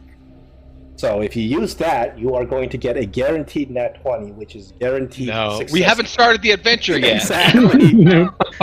It's tempting, isn't it? It's not tempting. No. This is not even the beginning of the adventure. This is Rob Shore's character quest. His little character side shindig. All right. So I think what I would do is in I'm gonna do it. It's just too much in my character to not do it. I'm just a curious guy, you know. I want to know. So I think what I would do is I would drink. I have a potion of poison resistance. So I think I would drink that potion. Okay. And then I think I would try and pick this lock. Does somebody have guidance? Does anybody have guidance? Yes. I'm like, good luck there, buddy, and I will cast guidance on you. Okay, and I get advantage, I think, with the skeleton key, right? Yeah, you get advantage. Skeleton key. Just roll first for the skeleton key to break. Okay, so I roll sleight of hand, dex based. Oh, actually, if your ability roll is lower than a nat 5, then it breaks it. Right. So do I need to roll before? No. So do you have the guidance on you? Oh, yes. You do. Yeah. All right, this is going to be a big roll. So just click the advantage button and then roll sleight of hand. I will allow you to use a dex-based sleight of hand for this one. You already you've studied the lock and you've had information from Willie, so you don't have to use an intelligence-based sleight of hand, which is slightly harder. Okay, I'm going in the dice tower. Yeah. Let's see it. Oh Christ.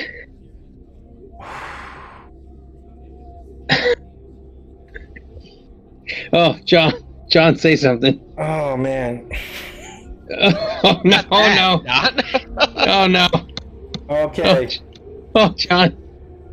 You rolled a you rolled with advantage. You rolled a 1 and a 2. The key gets stuck in there, breaks, cracks to pieces. Can I use my halfling luck to reroll the 1? You can't because that was with advantage, so it's at technically 2. Okay. Oh my god.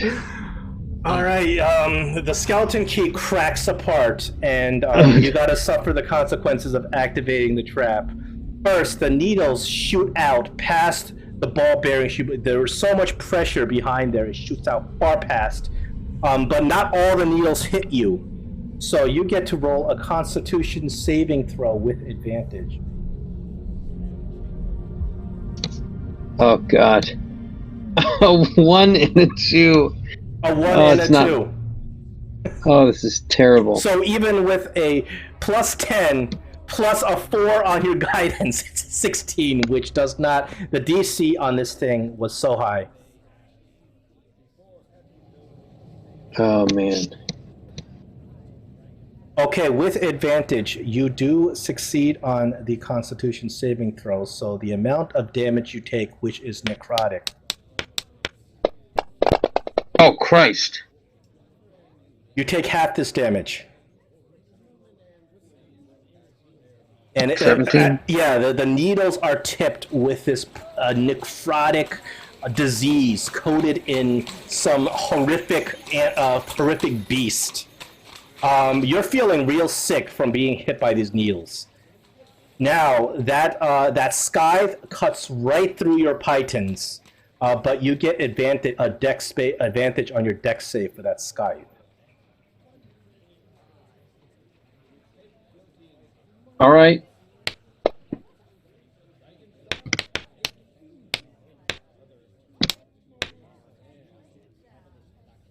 You save with that scythe, so you take half of this damage. As a slight whooshing comes right down on you. Oh, I think I'm done, guys. So that's 17 damage plus half of 29. What's that? 14 and a half. 17 plus 14. Are you down yet? Let's see. That's 31. Yeah, so I've got 7 left.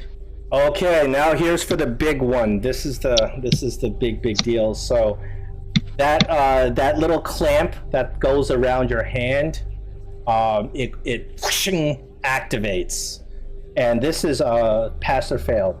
If you fail, your hand is going to get trapped there and probably badly mangled. You get a this is a dex save. Did you do something to affect that thing? I don't think I did. Okay, it's a straight deck save.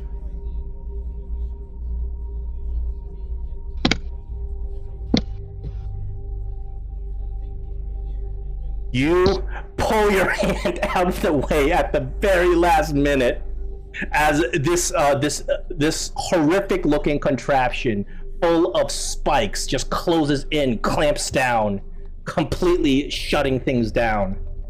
But you pull your hand out, and you do not get a lasting injury with a permanently mangled hand.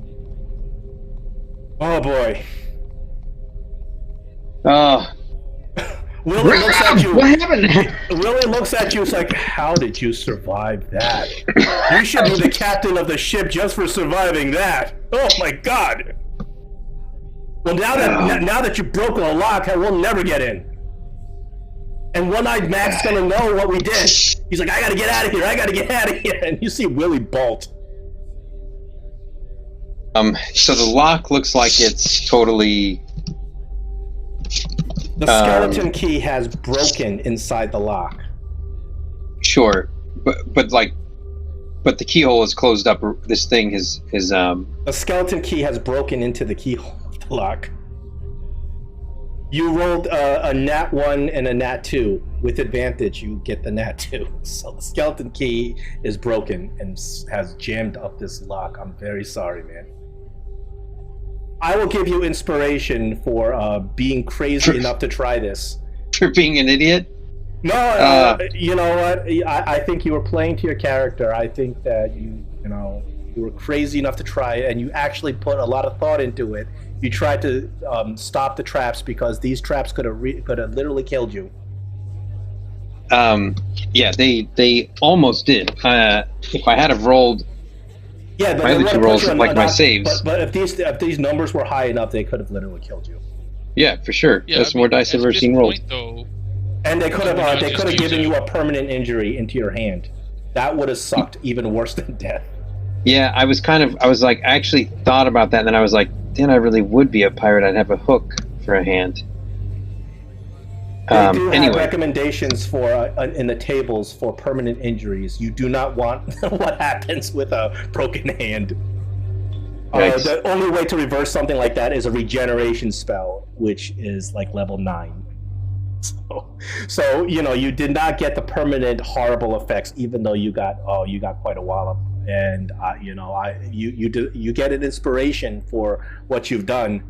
Unfortunately, you're not gonna. Right now, you're kind of in a bind because you activated this trap. One-Eyed Mac's gonna know somebody tried to break in or activate the trap. Little Willie has run off like a little coward.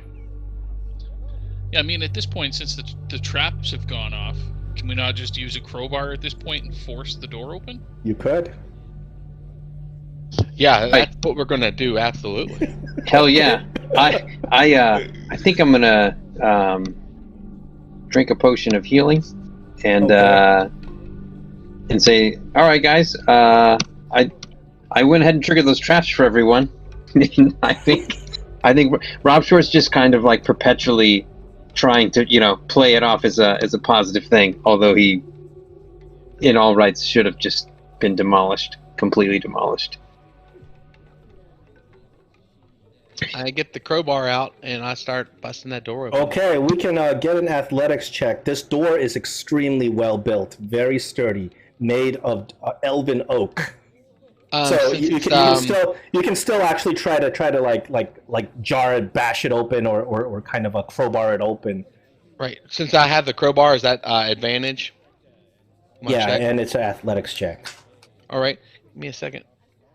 See if you can roll better than Rob Shore's 1 and 2. I hope that when... Very nice. Yeah. John opens this door. Crack! All right, we got it open. Then I look at Rob. You rip a chunk out of the door. And you rip the entire part of the lock is just ripped off and there's a big chunk on the floor. You guys have mangled this thing. Yeah, I kind of look at Rob and it's like, ugh. You bust the door open and you look inside, and all over the walls are these paintings, these really scandalous it kind of sickens you almost because of what this guy's into. But these paintings of nymphs, but as you look further in, more than the keyhole, you see that there's not just nymphs, it's like satyrs and stuff too. You kind of take Like, it in. I think I would turn to John and be like, see, I told you these guys are bad news, while like still visibly shaken from almost being murdered. You look around, and the room seems like it's very well. There's a lot of nice furnishings and stuff like that. You don't see any maps. You see a desk. You see a lavish bed. You open the desk, and the desk is empty. Inside the drawers of the desk, there's an ink fountain, and there's some papers. But you kind of look around, and you don't see any maps. Oh Christ. I think I would start inspecting everything. This guy's... We need an investigation. Yeah. Also very high. DC. So who's our investigator? Not I. I'll take a look. Maybe I'd help. You might want to use your guidance. You can guidance, you can help, because you need it. Great. Oh. Yeah. Yeah, this pirate spent a lot of time hiding his stuff. Spent a lot of time and effort because he knows that his crew are untrustworthy and going to break in and take his stuff. Get applied? Oh yeah, so you rip down some of these paintings, and behind one of the paintings, you notice a very subtle change in the wood. Hey guys, look over here. Like one of the planks is like bleached, whereas all the other planks are dark brown color. One of the planks looks like it's pine or something like that. It's very subtle, but you notice it as you investigate, and you knock on a plank, and the plank seems a little bit hollow. Can you bring your crowbar over here and jowl this plank? I would kind of call out from the corner while trying to pull these needles out of me. I'd say, look for traps. You want to search for traps? That's Rob's job. Rob has to do it. He's looking for traps. I'll do it. Give me an investigation. He's lucky with traps. You're so I think lucky. I remember you guys telling me the story about Meepo. Well, actually, it seemed a lot like actually I was we not have a new Meepo. Actually, I was not lucky at all. I usually am lucky.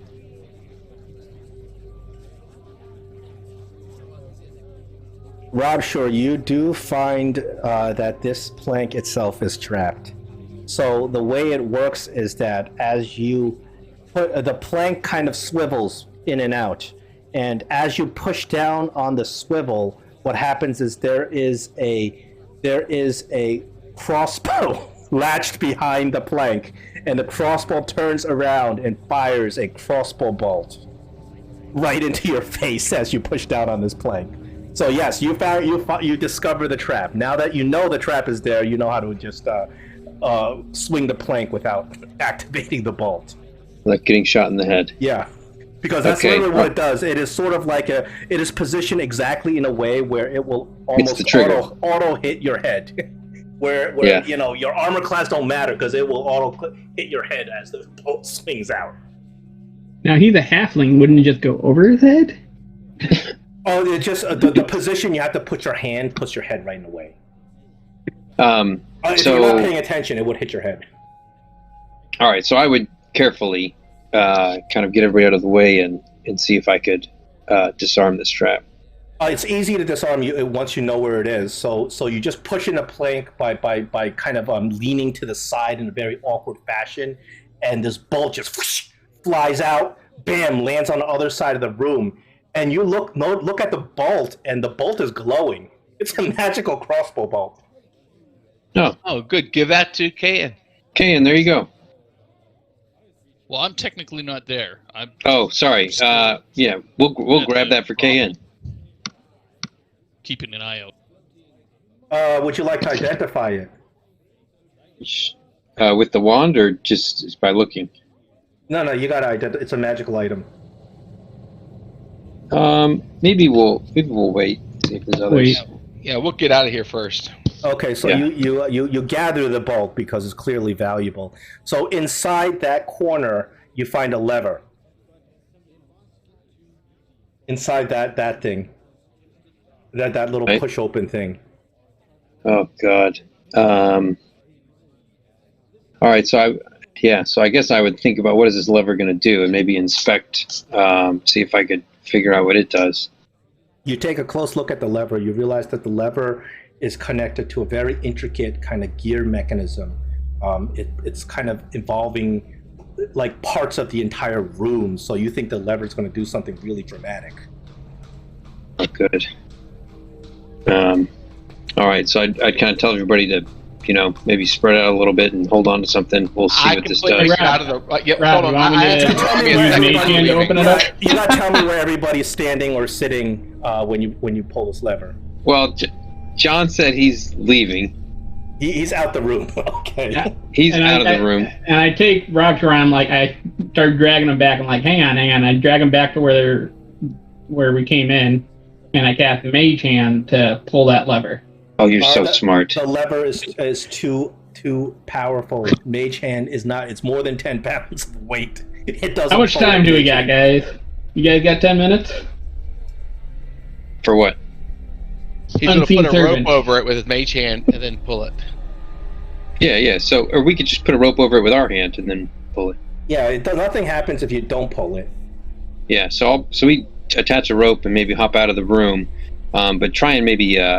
Okay, so you're all out of the room when you pull it.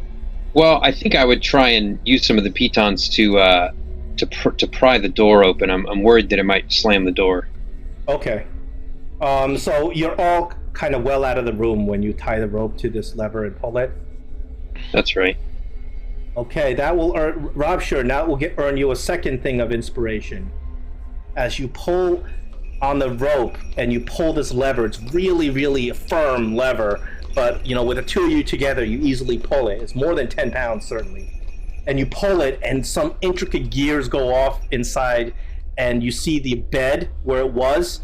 It does a flipsy, like a total flip, like the floor flips. And you notice for 1 second as you look down where the bed flipped, underneath was a set of spikes coated with poison. But the bed flips, and on the other side of the bed is a treasure box. It's a pirate's treasure chest. Congratulations. That chest, Yay. thankfully, you look at it, it's not locked or trapped. Christ. Oh my God, the anxiety, John.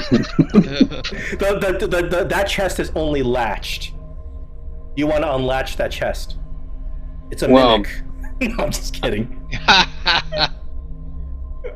I'm gonna have to.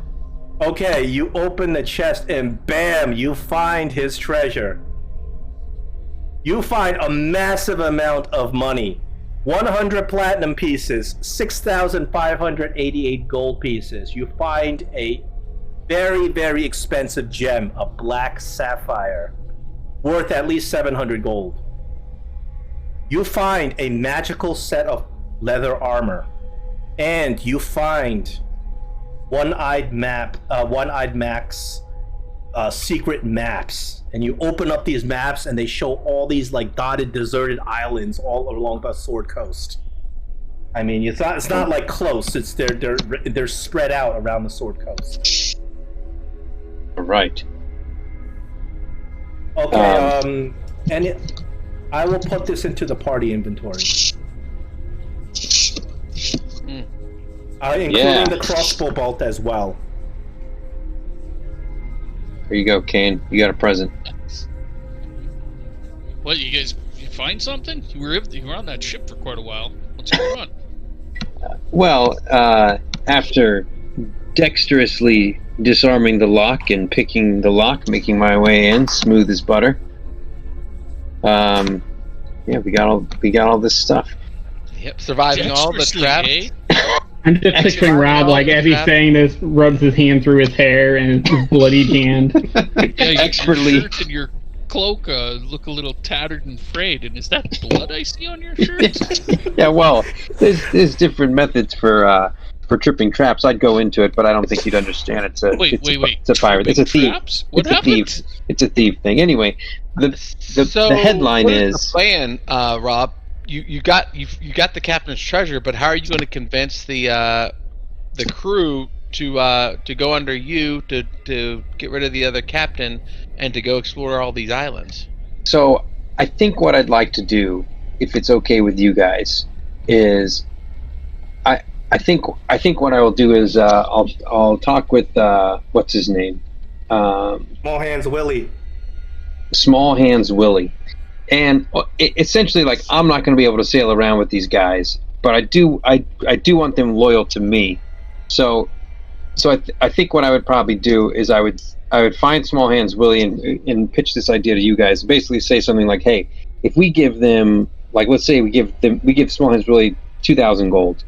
And say, look, you guys are going to sail, for us. I got to go on this other adventure. I'm going to give you this money, and we're going to go and find these treasures, right? And maybe, like, we could figure out maybe how to, like, feed them, like, one treasure at a time. And they kind of, like, go find it, maybe bring it back. So you find Small Hands Willie eventually. He's cowering somewhere, like in the dock stick strict in like this small in this small like magic shop. You find him and you make the offer, and he looks at you. He's like, "What do you expect me to do when One-Eyed Mac comes and sees that his room has been broken into? You need to finish the job. You need to end that fool's life." Yeah. I think we're gonna do that. Sorry. So I mean, you kill him, all right, and you earned the captain of this ship. I would kind of turn, I guess, to my party and see if they agree with this. Like, otherwise, he's gonna have us all hanged, and he'll just find a new crew. Yeah. I mean, I think that's what's got to happen. I think we need to rely on the pirate code a little here too. I think They're small. Rob Shore would have to actually challenge him. Rob Shore, what is it? What is the pirate code in your opinion? What is the proper way to do this as a pirate? Well, technically speaking, we're just offering to give you and the rest of the crew back what's already yours. But we're willing to do it as a partnership, whereas One-Eyed Mac stole from you guys. I agree, he's a pirate. I'm a former pirate. I have no problem at all slitting his throat and dumping him in the bay. Let him feed the fish. Willie Small Hand says, "I see your point." Thing is, but half the crew is loyal to him and him only. So even if they're loyal to the captain. If we take the captain out, we're the captain. Yeah, you kill One-Eye Mac, and you've earned yourself the captain of this ship. True, we've earned more than that, though. We've earned your loyalty. Because we're going to give you the gold that Rob Shore said we're going to give you. And what's more, you know our prowess. You know where you can find information about us. Hell, I'll even hold up one of the potions. And you can see, that's my face. Oh, you're the famous can! With Cayman's special brew! Why didn't you say it? Exactly. So we're big deals with the higher-ups in this town. And that includes Elminster the Mage. You've heard of him? You screw around with us, and you try and double-cross us, and they're going to come for you. And they're going to take this ship from you, and they're going to leave you all to float face down in the water in the ocean. So what is it precisely that you want me to do? Rob? Well, there you go. Thanks for the handoff. I think I would turn to the party and I would say, hey, will you guys come with me to find One-Eyed Willie? One-Eyed Mac, and kill him, and we'll set this, and then this crew will be loyal to us. We can maybe set them on missions, one at a time, to go and find some of this lost treasure. I think if you're going to captain this ship, you're going to have to be the one that kills old One Eye. What do you think? Yeah, I agree. All right, you guys know for certain that One-Eyed Mac is still at the brothel. Okay. Indeed. So easy, Rob. I got your back. Let's go. Rid I just the need world of a foul pirate. to heal 24 hit points real quick. Yeah, Rapture. I'll support you, Rob Shore, and I will cast a couple healing lights on you to get you back into action. And I can. Where did it go? Okay, there it is. And nope, that didn't work. Funny you say you're feeling under the weather. I got this brew right here with me face on it. Sure to alleviate anything that ails you.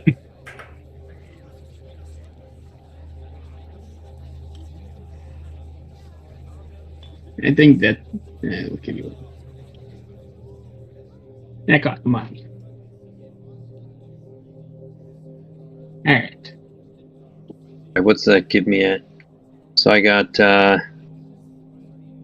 I'll drink a healing potion.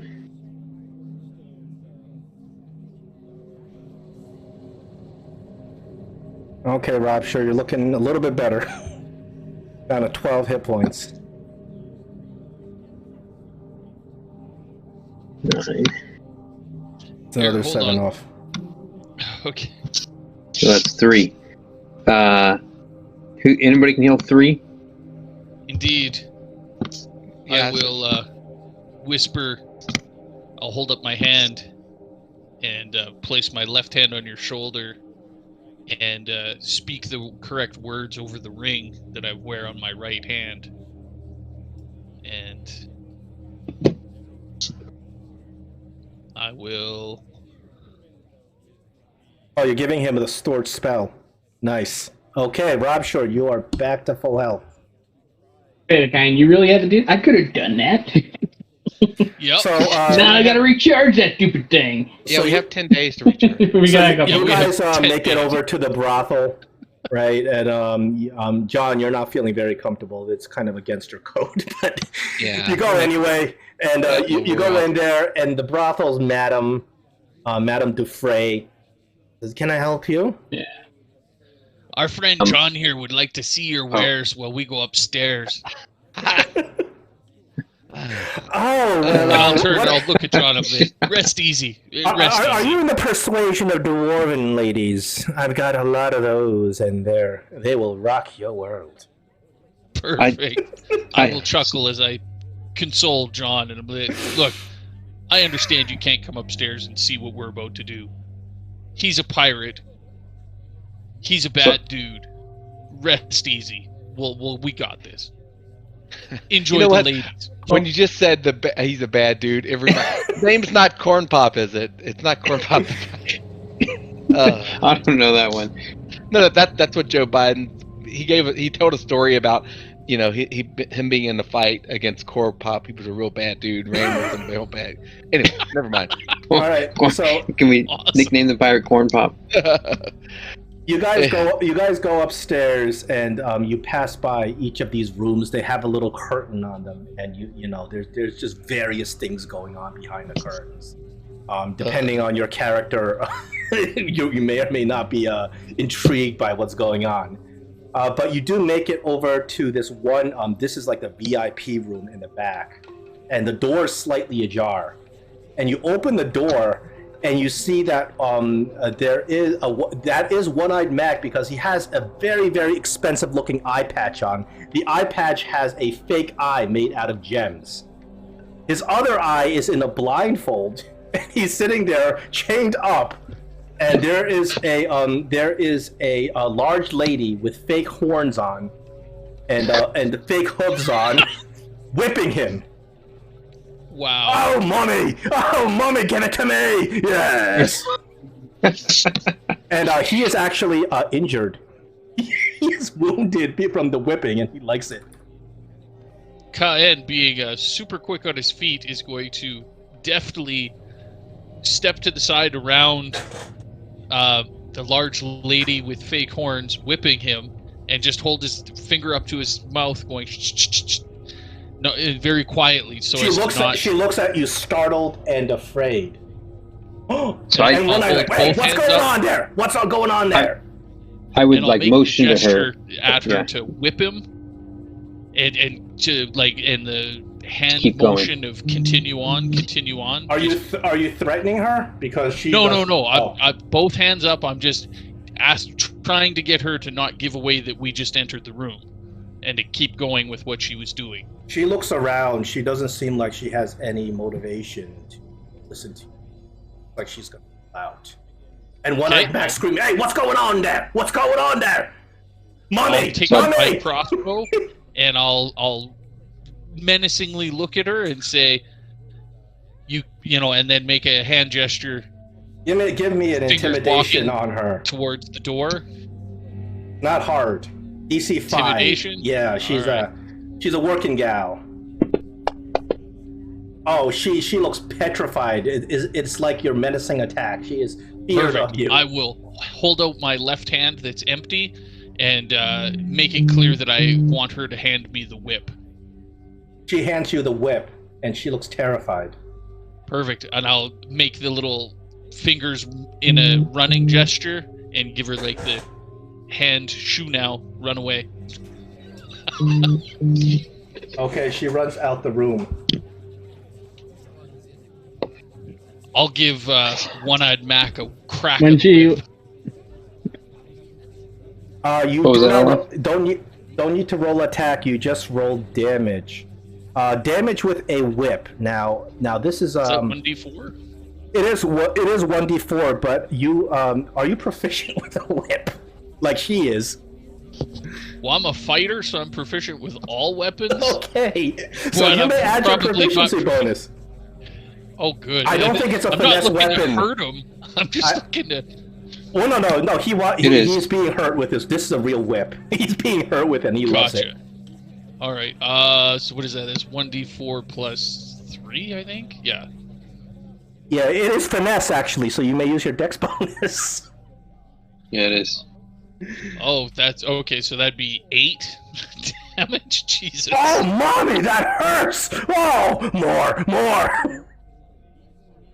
All right, then I'll make a gesture like to Rob and John and Olav. Like, do we want to gag him, or are you guys just gonna fall on him with your sword? He is tied and bound. I mean, he's tied and bound. This already looks like an accident waiting to happen. So I'm gonna grab that whip from Kane and do the same. All right. Let's see if we can just whip him to death. No attack. You just roll damage. It is 1d4 plus your dex modifier. Yeah, and I think simple weapons. I think is a whip in there. I think it doesn't matter if you're proficient because you're only rolling damage. You can't miss. Okay. He's there naked. Okay, so 1d4 plus your dex modifier, which is a 4. So mommy. My dex modifier is 4. So, I think we just keep whipping this guy. Yeah, make it look like his BDSM episode. Oh, yeah. Now you're like drawing blood. Oh, that is another 6 damage. He's like, okay, mommy, that's enough. That's enough. Safety word, unicorn. Stop, mommy. So I think at this point, I'd probably see if I can get Kay in to gag him a little bit if he's starting to get a little bit loud. Unicorn, mommy, unicorn. Yeah, I will. I will take the pillow from the bed and just hold it over his mouth. You guys are sick. John doesn't see This is any of bad. this.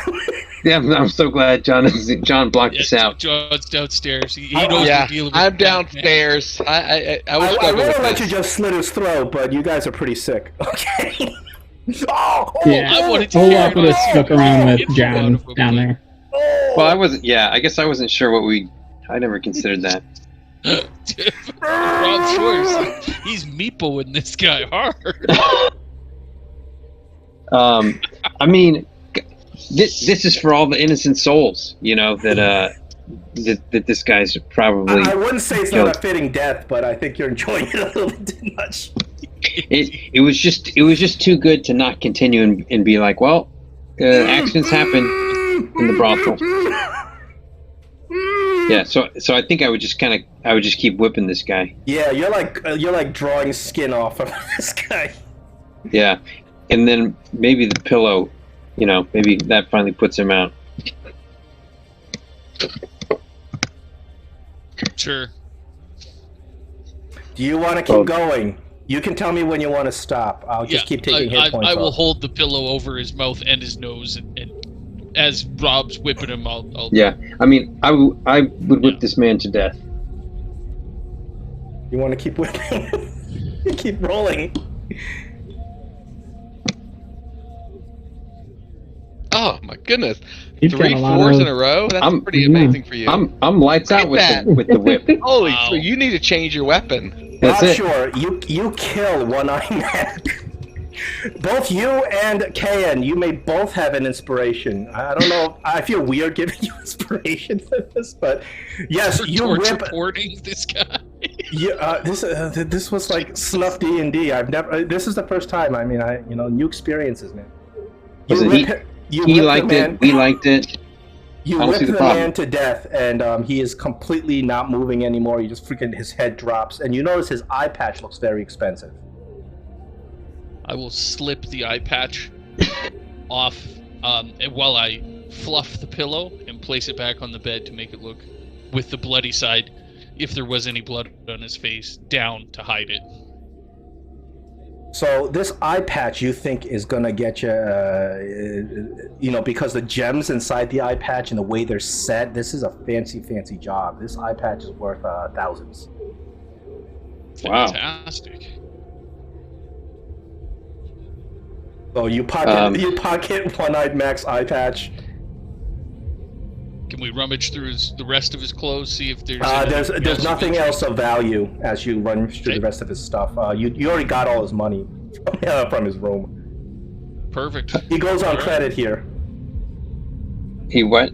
He visits his place on credit. He has Got a it. tab. He has a running tab. Perfect. Then let's go downstairs and see the proprietress, and explain that the deed is done to John. So we'll give him the nod so he knows it's done, but then we'll say to the proprietress in quiet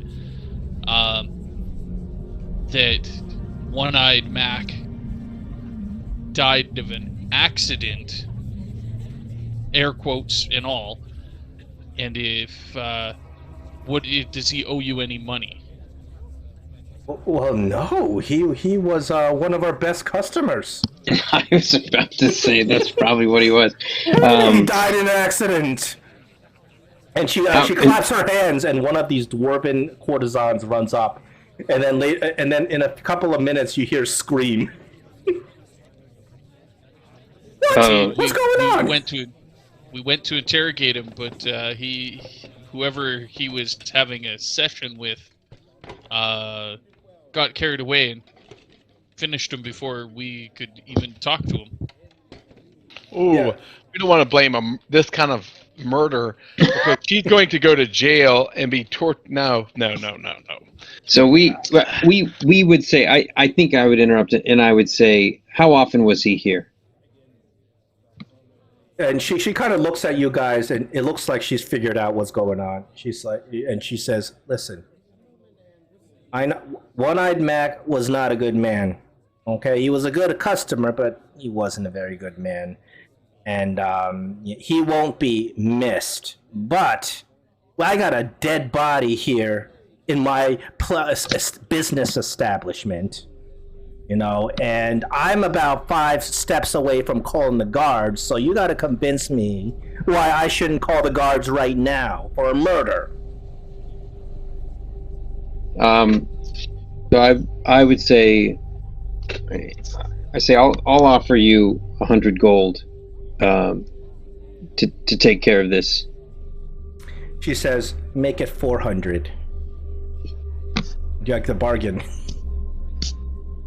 I'll say We'll give 300. you 100 and won't kill you now. I think I would say I'll say 200 now, and then another 100 when I come back in a few weeks. If this is stayed in this establishment. Okay, if my name persuader. Yeah, I would say if my name's been mentioned to the guards or my likeness, then you won't get your other 100. Roll a persuasion.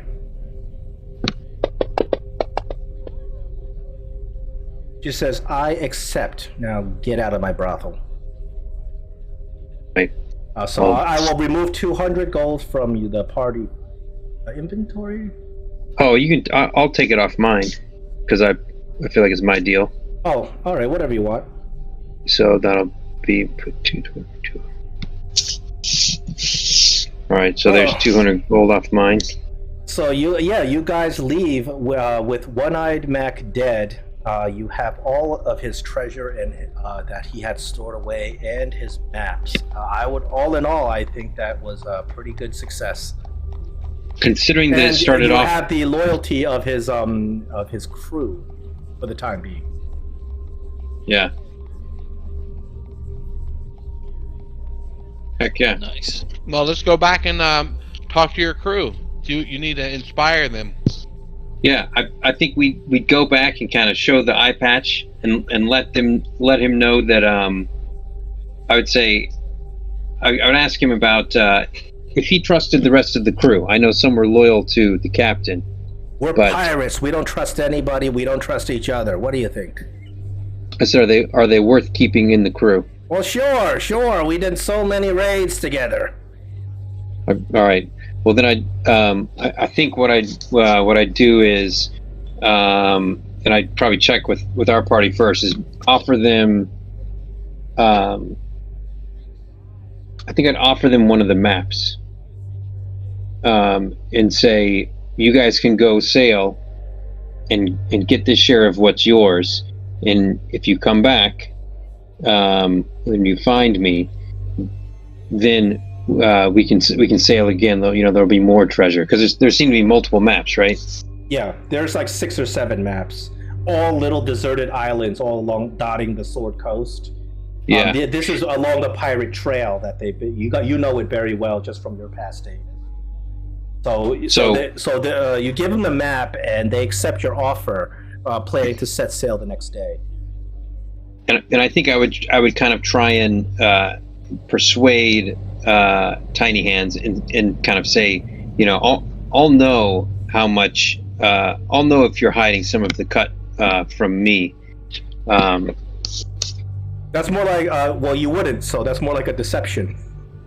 Yeah, I guess. But I was thinking about how he saw Olaf do that magic, and I feel like he was impressed. Yeah. So with that would be more like a deception kind of role.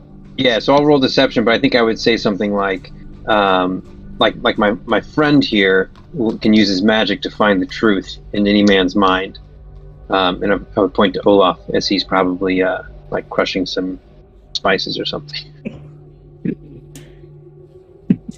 But I'll roll deception. Unless Olaf really does have some sort of mind truth Maybe. spell. They do exist. Zone of truth. Yeah. Willie kind of nods at you, says, all right, Captain. He's like, we still gonna call ourselves the Splinter Wolves, or you got a better name for us? Ooh, the Splinter Wolves? Yeah. Well, that was a One-Eyed Max crew, but One-Eyed Max no more. I'd say no. From now on, you'll be known as the Sea Bitches. The sea bitches. I like it. just like Umberly. That's right. And never forget, you're my Sea Bitches. All right, you may add captain to your name, character's name, because you're now a captain. There you go. Captain Rob Shore. I think we just completed his character arc. I don't know. That's right. All right, what would the group like to do now? Maybe we can maybe it's time to take a break. I was gonna say as we like start to walk away from these guys, I would go over to Rob Shore and I'm like, hey Rob, maybe when we're all done with this, you'll help me go search for this water beast that I might have to find someday. Yeah, I'd say that's just the kind of thing the Sea Bitches would do. And then, all right, we'll have to discuss that later.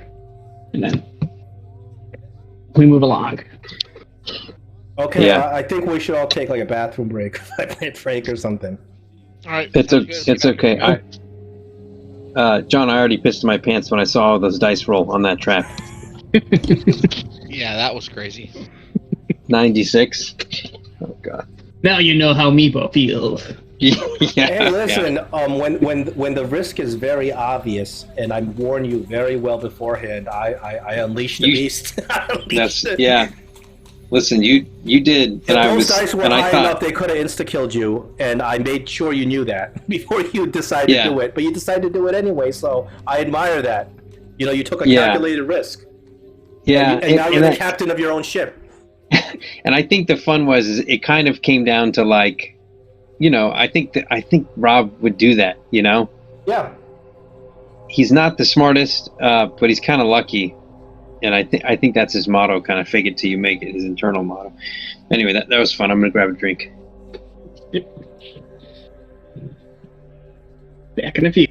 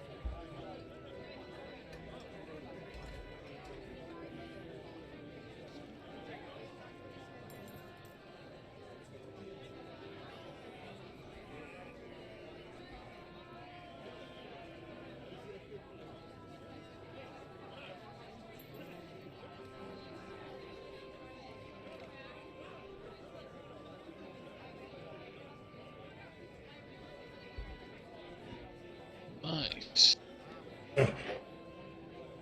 That's right. Just came across a bunch of loot. Okay, I think you guys are probably going to be identifying this stuff. Mm-hmm. We got a +2 crossbow bolt. Ooh, fancy. We got a leather armor of fire resistance. Actually, Jack, Rob, what are you wearing now? I was getting ready to call you Captain Jack. Nice. Rob, what armor are you wearing? Is he back? Let me look on. He may not be back yet. Hold on for a second. There's Rob, carried by him.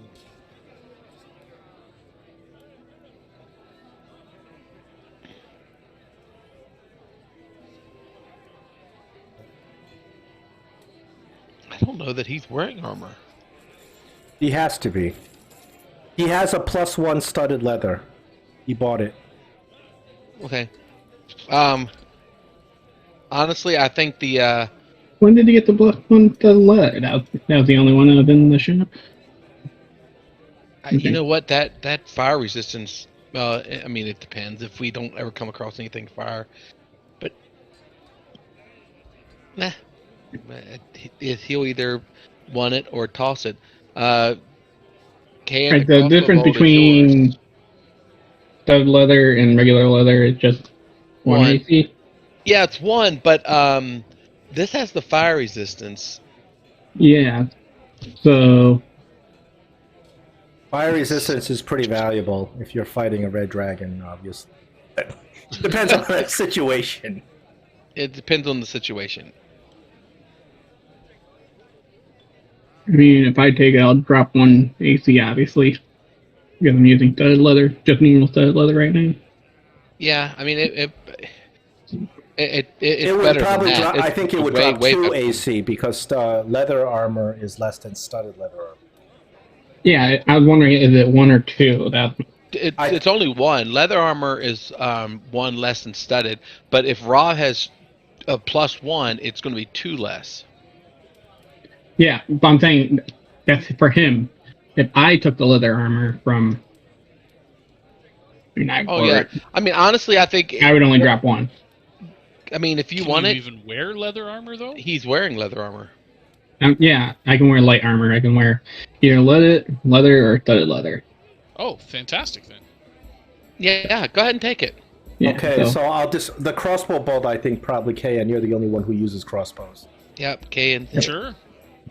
And Olaf, the fire resistant armor. And this sapphire, I'm assuming you're just selling. It's worth a lot of money. Okay. Yeah, since you're in water deep, I just went ahead and sold them for you. Remember, if anything you want to sell, you can't sell it in the store, unfortunately. You gotta drop it in the party feed. And I'll sell it for you. Well, great. I have a question then.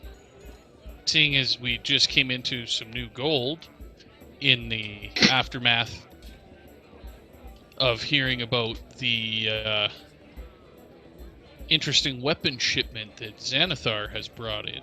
Yeah, that's up to you. Do you want to pursue that lead, or do you want to start the adventure? I'm leaving it to you. It's a choice you make as a party. I don't think I would want to. I think I'd err on the side of going with the party on this. They did not express much interest in leading a raid against the underworld kingpin. But I'm wondering, could I make an inquiry to the parties interested in possibly purchasing the crossbow? Sure, you can do that. You make an inquiry. You kind of try to look around for contacts. You're already pretty well known. So it's now known that KN of KN's Special Brew is looking to purchase something from Xanathar. And Xanathar, he doesn't speak to you directly. but what he does is he sends kind of clues from his emissaries. You wake up the next morning with a little note that says "Make me an offer," and the minute you read the note, the writing disappears. Nice. Like that's Xanatar's style. I'd let it be known. Let's see how much. Yeah, you can just spread it around. I'd let it be known that I have 1,000 gold that I would be willing to part with. You wait another day, and after another day, you wake up once again. There is a note that's been slid under your door, and you open up the note, and it reads, "It's not gold I'm interested in." Oh boy. I see. Well, I mean, Well, no. You don't have to. Your mind doesn't have to go directly there. This is a beholder. You don't. no. Yeah. I'm at a loss. I don't have a whole lot of anything of value. Oh, you have a lot of things of value. You have a lot. You know that Xanathar loves rare magical items, things that are very difficult to acquire. Things such as your Ring of Spell Storing. That kind of stuff would really interest Xanathar. He doesn't care much about the gold aspect of it. He cares about magical items that you can't just buy. Yeah, the ring, through our mutual contact, I would let it be known that the ring isn't for sale. Okay. My services, if there was something that I might be able to help with, sure. Some of my gold, sure. But yeah, the ring, I won't entertain. But something along the lines of that kind of value would really interest Xanathar. It doesn't have to be the ring itself, but you know for a fact that Xanathar would love to get his hands on something like that ring. Maybe How about that jeweled dagger that we had, that you guys had? Well, and got rid of. maybe I think you sold that. Maybe the potion of invisibility. We sold the jeweled dagger a while ago. Oh, we did. Okay. Yeah, no. Yeah. I mean, I wouldn't say we need to go all ham on this. We can approach him maybe at the end of the adventure. Or Well, what about that whistle? We do have the night whistle. The summon the undead. I mean, that's like we're kind of higher level now. That might not be as useful, but also in the potion of invisibility is worth a ton. And it's worth a ton, but it's not a item that you can't acquire. Like if you needed to go buy one, you could get it. Xanathar's interested in unique items, very unique items.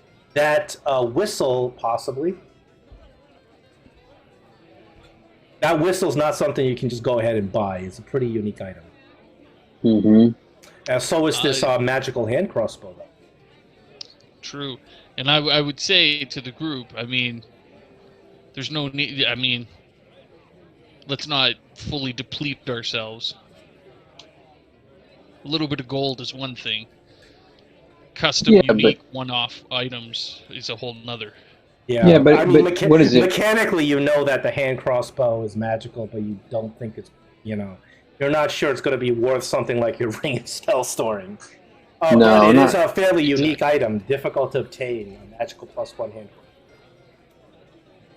Yeah, I mean, but I think it would serve the party better over time to have you, little buff, as opposed to the other thing was you could summon undead once a day.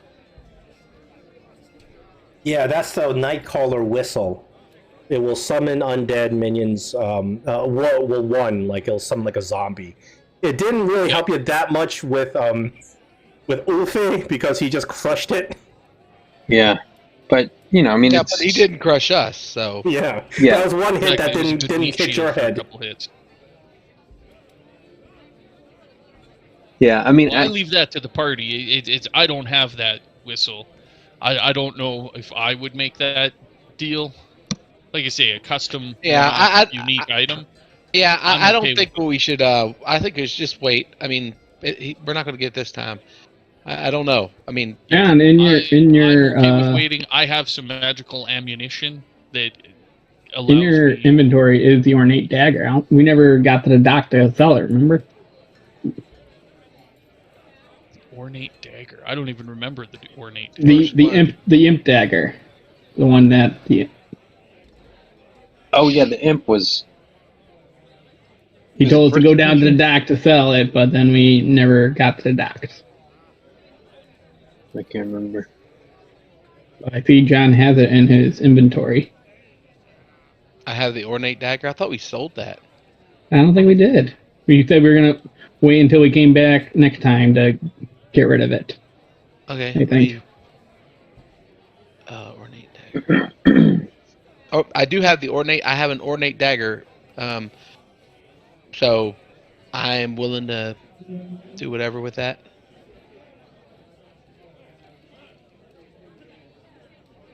That ornate dagger is not something. It's not magical. Yeah. Xanatar would be interested in magical. So another day passes, and Kayan, you get yet another note. And as you read this note, it says, "This hand crossbow was created by the famed dwarven smith. It is much more than just a +1 hand crossbow." He says, and then you see the words "Make me an offer," as all the words just disappear. Gotcha. So he's telling you that this it's not just a +1 hand. It's got some other magical properties. You're not sure what it is. He's being very vague about it. Yeah. Then honestly, Yeah, Kayan, I'd say it's worth it. I think it's worth it too. I mean, I really. I mean, Worth Yeah, but what? it's not worth no ring of spell storing. No. I don't think it's Ring of worth spell that. storing has to be off the table. No, he'll probably Yeah. take that offer if you give him the ring of spell storing. No, Yeah, I'm not. I mean, like you say, But this the is a whistle, I think we can group- get rid because of. this is a group item. I personally am okay with not trading the whistle for it, or making the offer of some gold in the whistle, or whatever that deal is. But if you guys want, I mean, I'm not going to say no. It's a new weapon for me, yay! But I'm okay with the whistle. I think the ring of spell storing has the potential to really help us out. We don't have any casters. I mean, we got one Yeah. caster in it. It really spreads that out. exactly. Oh yeah. Yeah, we're not getting rid of the ring. Yeah, it's a massive Yeah. boon for us. So I don't mind the whistle. I honestly don't mind the whistle. I say throw that out there and see the whistle and what else he wants. Or hype up the whistle. All right. I mean, Olaf, Rob, you guys are good with the whistle parting ways with us? Yeah, The dead, sure. The dead creep me out. So Alright, I will- you put it out there that you're willing to trade this whistle that summons undead minions. And then the next day, you see another note slides under your door, and he says, the note says, "Place the item in front of your room tonight, and a trade will be made." All right. Well, there we go. So that Wait. night at dinner, I would let the group know it can be done, but this isn't something that we can take back. Are you guys sure? Yep, I give him the whistle. Yeah, but are we sure that it'll be a trade? No, we're not sure it'll be a trade. You're not Yeah. totally sure, but Xanatar's got a reputation to maintain. I suppose so. Yeah, let's. I give him the whistle. I mean, it's to me, it's worth it. Yeah, sure.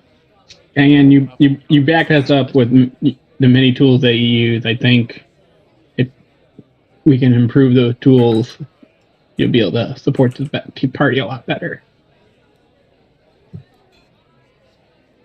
I agree to give the whistle up. Hold on, I'm finishing up with this item.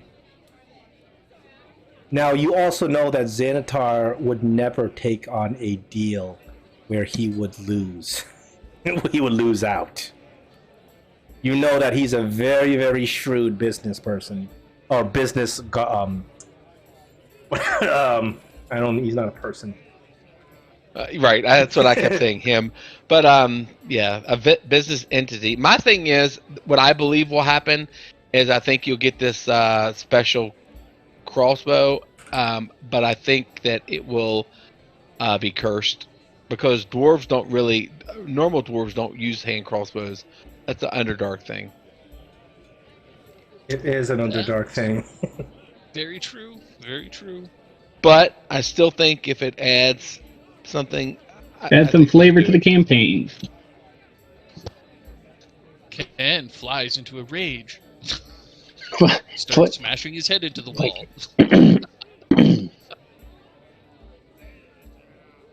Yeah, I mean, it'll be interesting.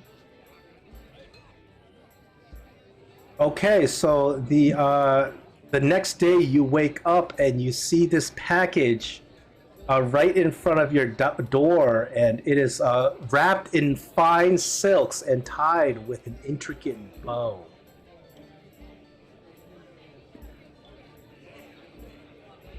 You take the package, you undo the bow, you open it up, and it is the most beautiful hand crossbow you've ever seen. The trigger is like made out of bronze. The wood is this fine, polished marble-looking wood from some faraway land.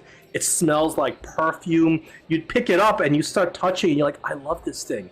I really love it. And you hold it to your heart, and you're like, and you say, I will never part with this thing again. It's still unidentified. Well, we can identify it.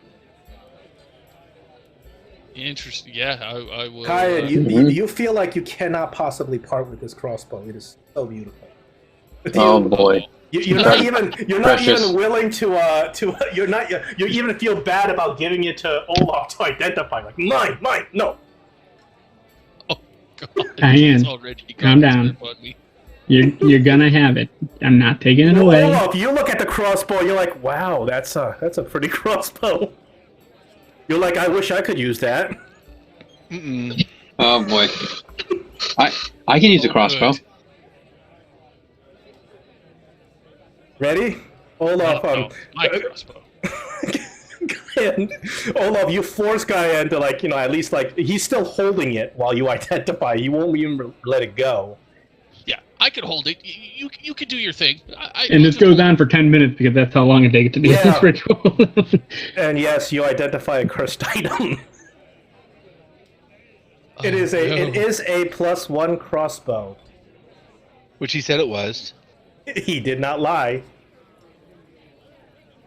Unfortunately, this is a hand crossbow of vengeance, meaning that you are holding this thing like the ring from Lord of the Rings. You cannot part with it. You are compelled to keep it. You love it so much. It is the most beautiful thing you've ever seen in your life. Oh my God! But did you see while attuned to this weapon, you have disadvantage on attack rolls made with other weapons. Yeah. He doesn't have any other weapons. No, he uses a rapier. He has a +1. Every once in a while. While the sword is in your person, you must succeed on a DC 15 Wisdom saving throw whenever you take damage in combat. On a failed save, you must attack the creature that damaged you until you drop to 0 hit points, or it does. Oh my goodness! Perfect. I'm gonna be a ranger. Not the part about the melee attack doesn't apply. Let me get rid of that. But that until you run out of ammunition. I'm sorry. I'm using a template from a different thing. Yeah, but one thing about Kian, what he's done in our party is he's actually really been good about selective targeting and being smart. Yeah. That's going to actually hurt him. Potentially, we'll see. You're holding a cursed item. The rest of the party kind of, Olaf, you recognize that Kane's holding a cursed item. If you're really sure you want to go into this adventure, because you may not have a way to break this curse outside of Waterdeep. If you force Kay into the temple, a cleric will break the curse for you. Oh no, the curse. We will make it through this adventure. We'll make it through, but we might as well try and get rid of this curse while we can. If you banishment smell, isn't that a 5th level spell? What level? That's up there, isn't it? the problem is Well, if you uncurse, you cannot selectively uncurse this particular item. So if I you thought it break said the you could. curse, Kyan drops the crossbow. Oh no. I'm good, guys. It's good. Leave my crossbow alone. There's nothing to see. It's just a crossbow. It's got some fancy doody, some drawings on it. It's Kyan, good. you have it equipped, and you cannot unequip it. I'm going to walk right downstairs past the party and into the common room. Time for breakfast. No, nothing to see here. It's just a crossbow. Yeah. You go to the bathroom holding this crossbow. So wait, what did you say, John? If we break the curse, what happens? If you break the curse, he has to drop the weapon. He drops it. Doesn't take the curse off the weapon. It just takes the curse off him. Yeah, it separates him from the weapon. But the minute he picks up the weapon, he attunes to it again because. Oh yeah, no. This That's is not gonna happen. Yeah, so this is a typical Xanatar. He gives you a Trick. double-edged sword. His typical deal. Xanatar trick. Oh boy. Nice. Yep. You may have Well- inspiration for that. Oh, fantastic. You guys are stocked up in chalk. You know what? I think it beats a suicide assault on Xanatar's lair. I just couldn't do that one. I mean, because the reality is this: all these magic items that we want, we've commissioned, we've asked for. He has his fingers in them. I bet. I mean, it's water deep. Of course. Xanatar is like a big kingpin of Waterdeep. Right. People who cross him usually don't do very well in the long run. He is well known for making deals where he always comes out on top. He would never agree to a deal where Right. he's kind of a big figure in Forgotten Realms.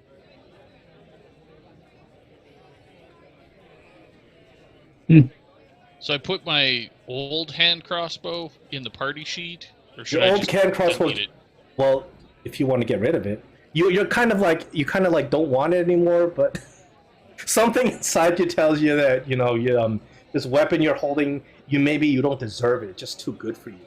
You don't know. I'll just keep my old one in my backpack. I'll pack it around. But you spent all day just sitting there stroking your new hand crossbow. Oh boy. We gotta go. So I'm gonna try and see if I can drag Kane, or maybe lie to him and tell him that we're just going on a walk or something. We gotta go see what it would cost to get this curse broken. No, I disagree. You're gonna work around the mechanics. We will work around the mechanics. I don't. Yeah. He's.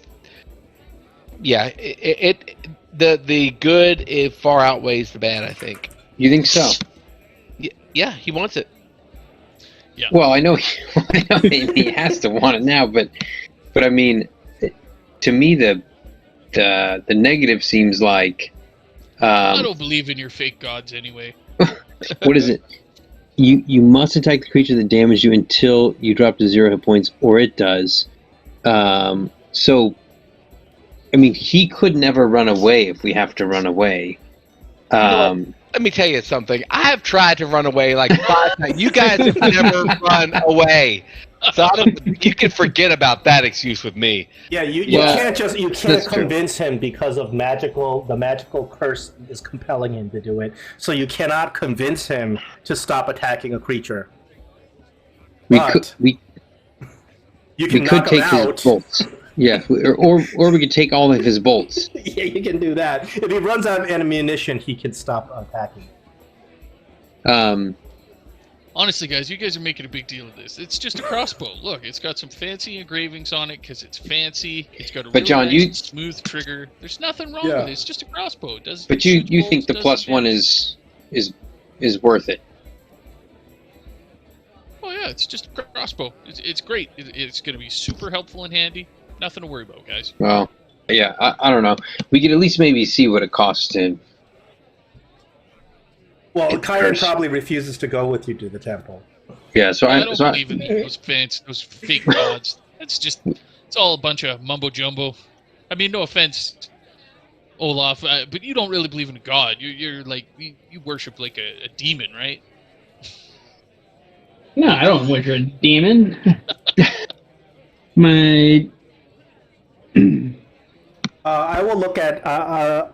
I will look at the what's it called, the downtime expenses for because I think it's in there for temple services. If you do wish to try to, I would get just at Kagan least off go with in his and crossbow. I would go in and inquire because eventually we may need to do it, but we'll see. It's not that much. Hold on, let me see. It's not like a ridiculous amount.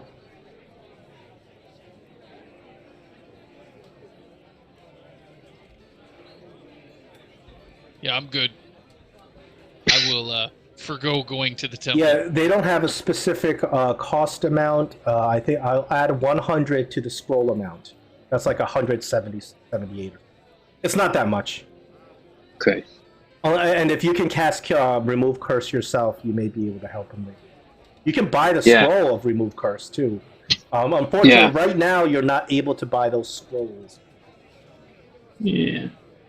Well, maybe we see if we can eventually. Next It'd be great event, to have one. when the stores are updated, I don't think I think it's next adventure. There will be another shop opening for temple services, and then you can buy scrolls. You're gonna have to risk it. You don't know what the hell you're gonna encounter. Oh, But So we have to you use it know now. that KN cannot stop attacking once he's taken damage from something.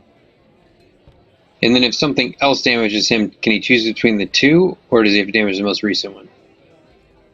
I don't think that's specified, so he has to, as long as he is attacking one of the two. I don't think that's specified. So I'm not going to call it like you have to do that one. Okay.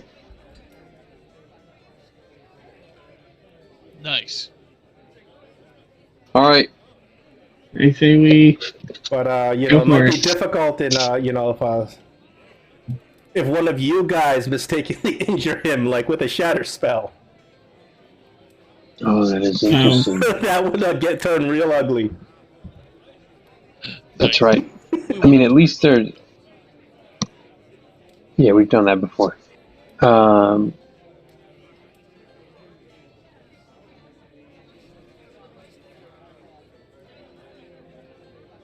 So wait, so we can't use the temple? Is that what I heard correctly? You can't use what? We can't use the temple to break the curse right now. We have to wait till next time. You can't buy the scroll, but you can force KN to go to the temple, and they will. No, we're not going to do that. But yeah, the scroll is not like if you had the scroll, you can. If you have that remove curse spell, if you're able to cast it normally, then you can use the scroll to cast it. Yeah, honest guys, I'm cool with trying it out. Yeah, that's fine. We can do that. Watch next game. KN is forced to kill Olaf because Olaf hit him with a shatter spell. Oh God! But can you? Yeah, I mean, it doesn't say anything about if you can't see the person who attacked you. I mean, would it compel him to like run and find them?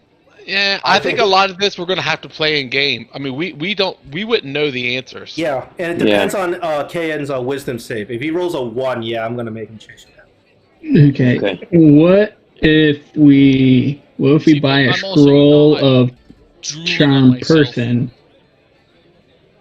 To Charm will convince- not overpower this if he's compelled by the curse. Charm, maybe you may be able to get him to go with the temple with you, but That's what I'm thinking. Guy would. I'm 100% doing anything that's not completely transparent with getting him to go to the temple. it's I think he hard. made It's this hard to decision. get him to willingly. It would be near impossible because he is magically compelled to keep this item. So it's sort of like convincing Samwise to give up the ring, or a Schmiegel to give up the ring. Right. I don't think we're quite there yet, but I think that I think we roll the dice. I mean, that's what we do. I mean, this we're adventurers. I mean, nothing is guaranteed. We roll the dice. Sure. We wish for the I'm best. game. Yep. I'm game.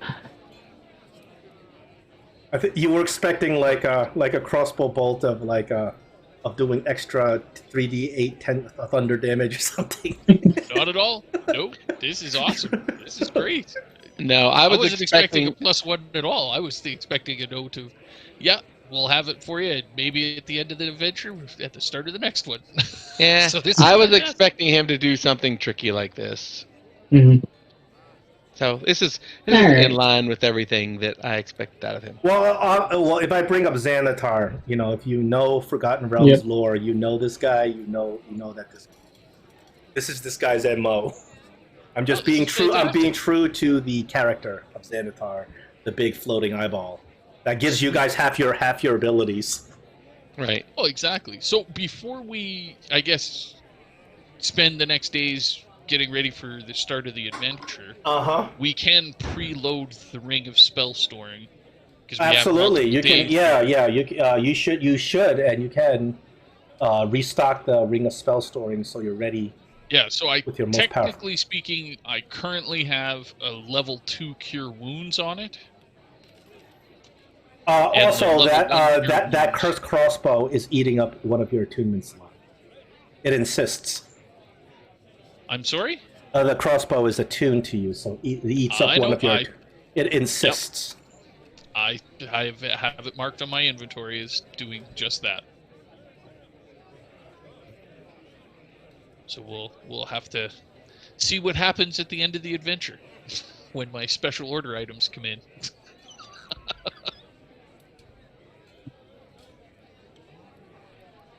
But as far as So you guys are ready to head back to the Yawning Portal.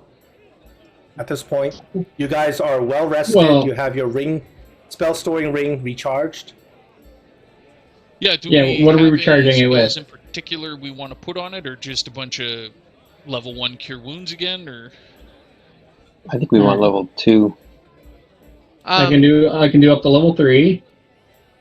Well, the I problem think is the spell itself takes the same Yes. amount of charges as the level of the spell. Correct. right. So a couple things that I have this time that we didn't have last time, again, you may not be interested in it either way. I do have Misty Step, which I can think that's kind of I can think of a couple different ways we could use that. That's great. So I have Counterspell. I have Shatter, Darkness, Hex, Guiding Bolt, Cure Wound. And I don't think we can load rituals in there, so I think that's a wash. Right? I think Guiding Bolt is pretty amazing. Not Guiding Bolt. No, Guiding. I was thinking of Counterspell. I'm sorry. I was thinking Counterspell is pretty amazing. Well, it's a third level, so it takes 3 slots. But you know what? It's Lesser Restoration would also be a good spell, I think. Because it seems like we're getting caught with crap all the time. Yeah, I mean, I personally would vote for overriding the level 2 Cure Wounds and putting 5 level 1 spells on it to maximize the efficiency. Sure. I mean, if that's that would a be level my 1 spell is kind of just like a healing potion, though. I mean, I think that some of the level 2 spells can be game changers. Yeah, I agree. Well, we have to take action economy into it. Like, if we spend a whole action because somebody dropped down, if we hit them with a level 3 heal, that could be huge, as opposed to using 3-4 level 1 heals would take a long time. Yeah. So True. I was just envisioning it as like a last ditch. Oh man, someone just dropped. I can run up, touch them, and they get up again. And I think we should have and I think we should have 1 or 2 level 1 heals in there. But I also think that things like Lesser Restoration, because we're always getting hit with crap. Yeah, I can see the benefit for all of it. I mean, I could see a benefit of a counter spell too. That would be absolutely busted. Right. Enemy mage casts fireball, and the archer in the back goes, no, you don't. Right. I mean, counterspell. I think we should have a counterspell in there, but I mean but I will argue with we should put lesser restoration because lesser restoration heals, takes care of blindness, deafened, paralyzed, poisoned. Mhm. I mean, we were poisoned a lot last time. Luckily, we weren't blinded, but as we climb up the ladder, I think we're going to start getting more and more terrible afflictions. All right. I think those are all good arguments.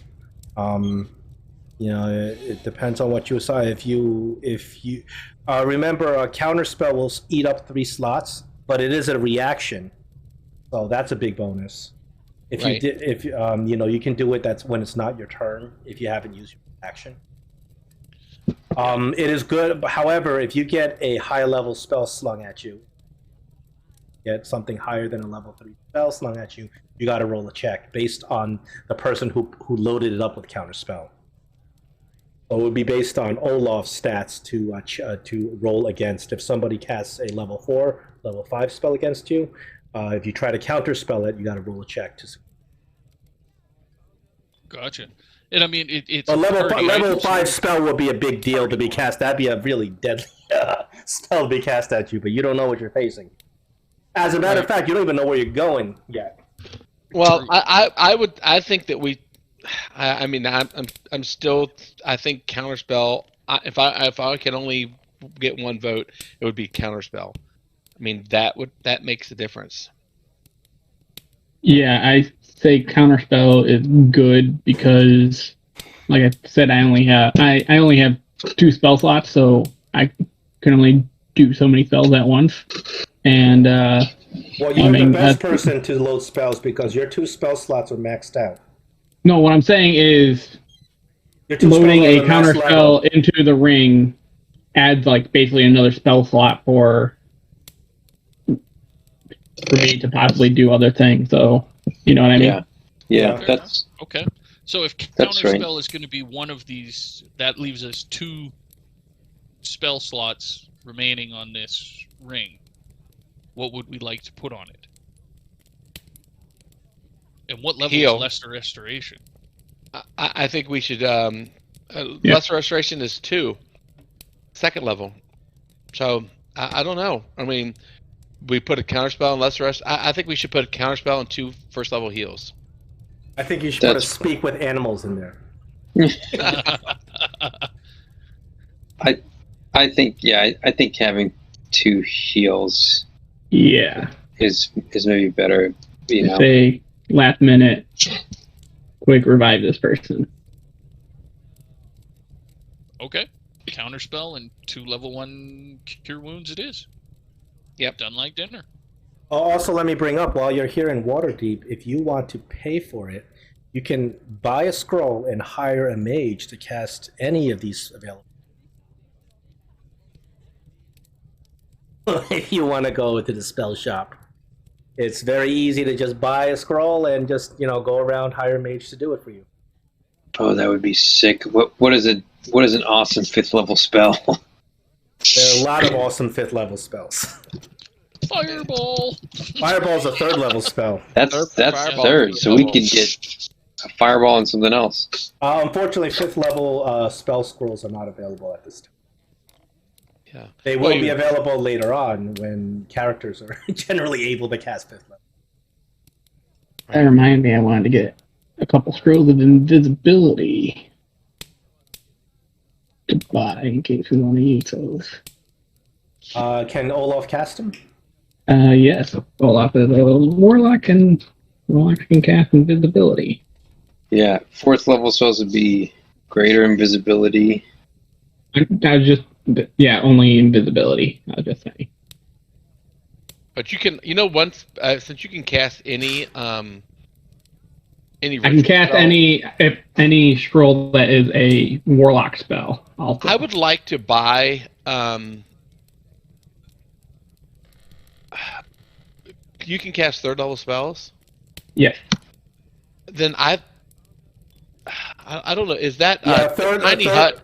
Third level spells are not available for purchase yet. Okay, the tiny hut is It's third level. Yeah, that's one now I'm going to look into getting a warlock spell I can use. Yeah, right. that's one I would like to buy that. When I level up one more time, that's what I was looking to possibly get as a spell. That's another thing that people complain, DMs complain about the tiny hut. The stuff that puts you in a pocket plane out of it. I gotta warn you, it may not work because you're gonna already be in a pocket plane. Oh, The spell may fail. I'm not promising. I don't know. You have to see what it does. well, it's a good spell to have no matter what. Yeah. I think, but I mean, we're not going to get it right now, so. Yeah. John, how much did I need for the stuff that I sent you on the message? I haven't looked into it. I haven't had the time. I'll take a look into it. Yeah. For the special order. Definitely think the bag of holding is something I'm gonna want to grab. Yeah, because I didn't know if I needed to put money down or what, but I had. No, you don't need to put money down. Just all the money when the thing comes in. Okay, that sounds good then. Yeah, I'll have to take a look at it later on for a special order. But don't think you can't start the adventure without putting the order in. I'll look at it because I just haven't had the time to look at all those things. Oh yeah, that's fine. Because I'm processing multiple orders from the other group as well. I'm trying to see how much I can allow in the other groups because they're pushing my limits in the stuff they're asking for. Well, then, since the other group is pushing limits, I guess they didn't finish the cave either. It sounds like they jumped out sooner than later. They jumped out later than you did. Well, later than we did. They have more money than you did. Yeah, but they didn't go to the. They did not fight the dragon. Nobody fought the dragon. So they didn't get the big loots for killing a dragon. Yeah. But they're not captain of the sea bitch. No, none of them are captain of their own ship, so that's unique to you. Wait, the ship is called the Sea Bitch? He changed the name. The Sea Bitches on the Sea Bitch? Nobody said he was very creative. That's amazing. I think that was. If you guys seen, you probably have Game of Thrones. Yeah. I think that's when Theon goes back to his family and they give him a ship and they're like, "We're giving you the sea bitch." Oh, that's right. Yeah, they give him that ship, and it's like got all those jerks on it. Oh man, some of these level 5 spells. I mean, yeah, break the game. Planar binding. Jeez. Very nice. Yeah, some level 5 stuff. I mean, it's just kind of crazy. Yeah, if you get you got to manage to find somebody to be able to cast. Yeah, it wouldn't be easy. Yeah, I'm not as I do like playing. You know what is level 5? I don't like when you get up too high. You know what is level 5? Raise Dead. Think of it. It's like a second chance, an extra life. But you come back pretty useless for a while when you get raised. You come back with -4, and you need. Yeah, the spell itself costs 500 gold. But then again, you don't need components for the spell store. Well, you have it in the scroll shop. Raid Dead. Oh yeah, I do. Yeah, over 1,000. But it takes -4 penalty to all attack rolls, saving throws, and ability checks. Well, but it's not. That's not permanent. You get back to normal. I thought. Yeah, and with every long rest, you take 1 off. So you need 4 long rests after you get raised. If you're in a high octane dungeon, that might not be possible. You might just have to try to putt through with a -4, and it's tough. Yeah, but that'll give your character a second chance. That'll keep you from re-rolling characters. Yeah.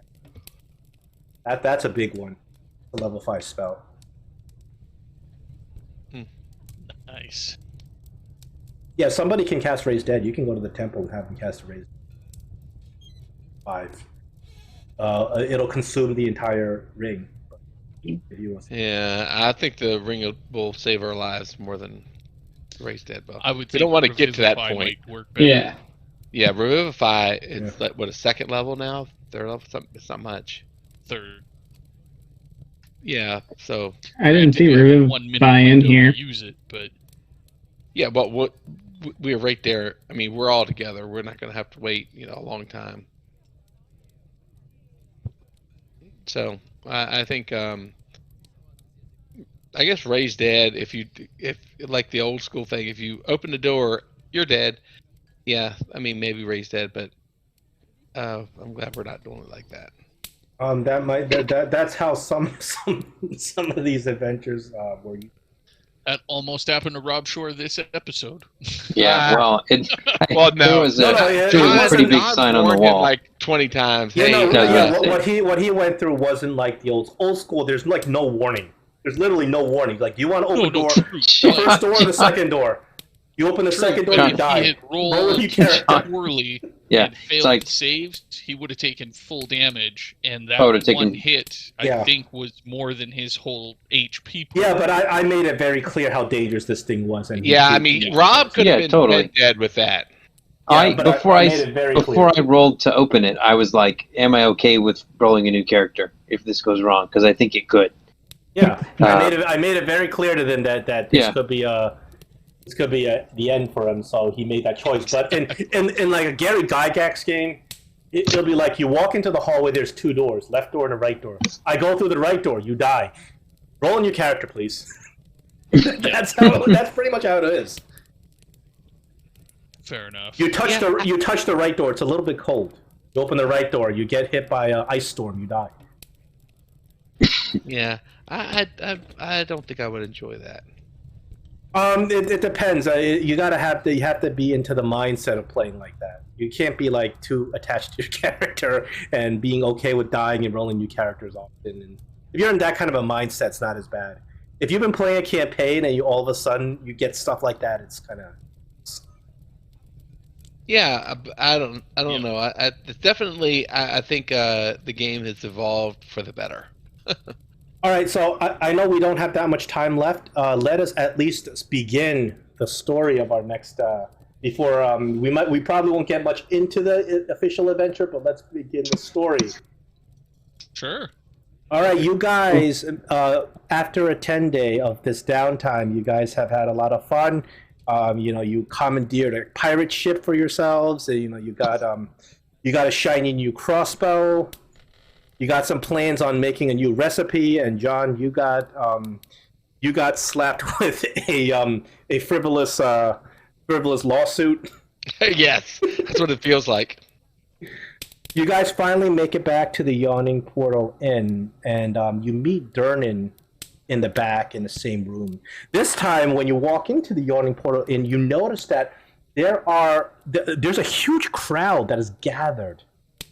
And they're all staring at you like you guys are famous now. Like the word has been going around. People know what you guys have been doing in their adventures, and people are reading along. You see these people; they have copies of the Sunless Citadel, like in their hands. They've been repeating the book and making copies of the book, so people are reading about your adventures and following you along. Whoops.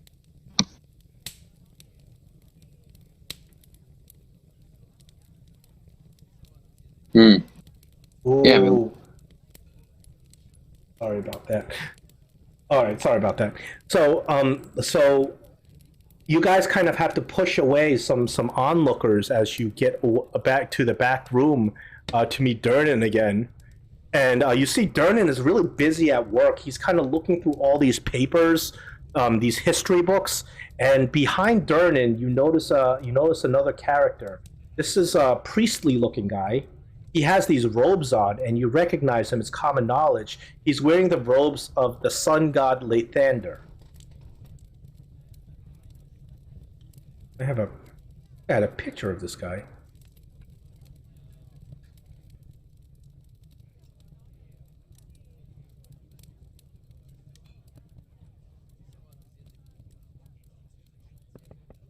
This guy.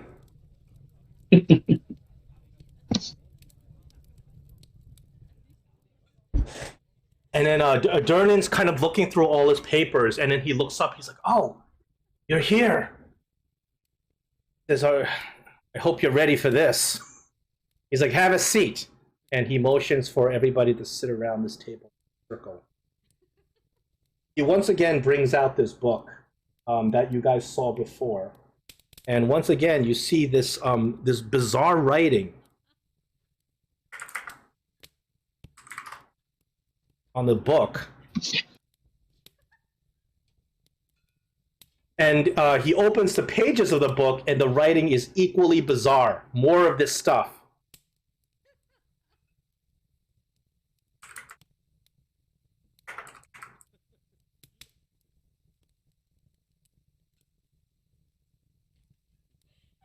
And he says, "I found out what this is." Hold on. Oh, what is it? And he, the priest cuts in. Let me explain. Explain. That is ancient Mastican. Does anybody know just offhand what Mastican is? Definitely do not. It sure sounds like For some inspiration, do you know what Mastican is in terms of the Forgotten Realms? I remember all those years ago there was a 3-book series I read. You read those books? Jungles, and the first book opened up with a guy that could shapeshift into a jaguar form. Okay, then you do know what Mastican is. You may have an inspiration for that. This is a lore, very unusual lore in the D&D universe. Way back in first edition, there was a land called Mastica. People don't talk about it anymore. There's a lot of reasons why, but it used to be part of the Forgotten Realms. It is not Faerun. It is a different continent than Faerun. Faerun exists on the planet called Toril, Abertoril, which is like Earth, right? And if you think geographically, think of Europe. Faerun is in the relative same area as Europe. The Sword Coast is sort of like the coast of Spain and France and all of that. Evermeet is sort of like England, if you think about it like that. So if that's Europe, there's the equivalent of the Asian continent, the equivalent of the African continent, the equivalent of the Australian continent, and the equivalent of the Americas. The continent of Maztica is the equivalent of South America. It is across the the Sea of Swords, even farther than Evermeet. It is a land that very few people know about, and even fewer people have ever traveled to.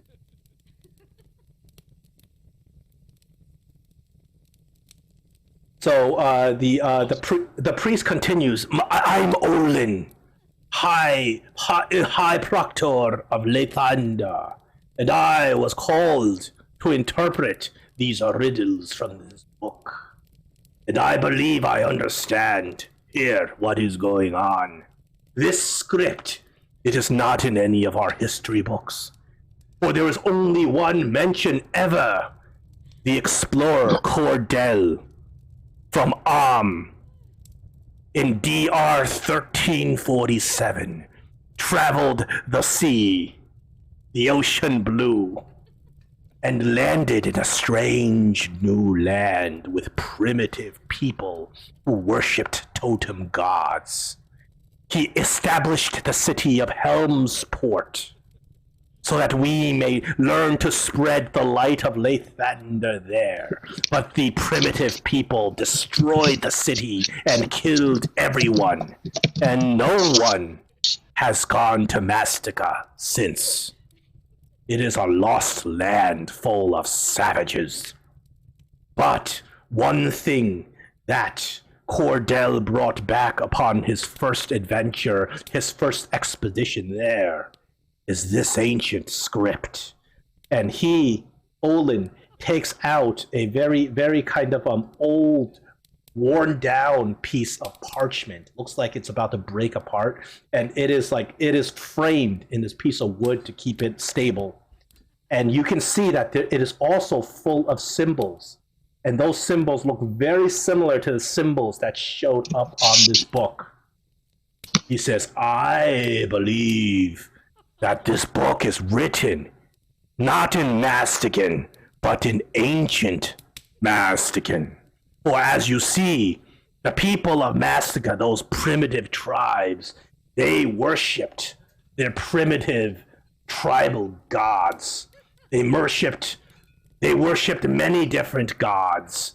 But before that time, there was another civilization, a greater, grander civilization. One, they said, that mastered architecture and magic.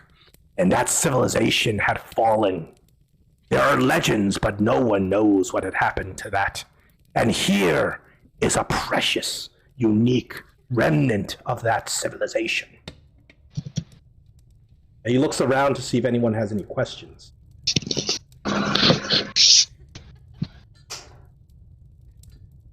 And what is this ancient civilization precious relic that you are asking us to find? I do not know what this relic is, but because of what the clue says, it says it is that which drives away the darkness, but blinds you in return. That is one of the perfects of Lathander.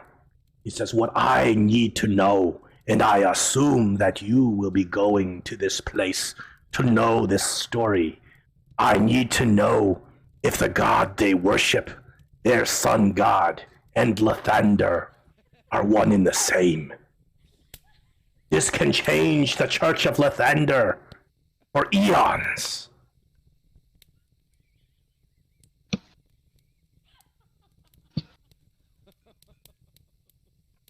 Because I am willing to pay you a huge portion of the coffers of Lathander.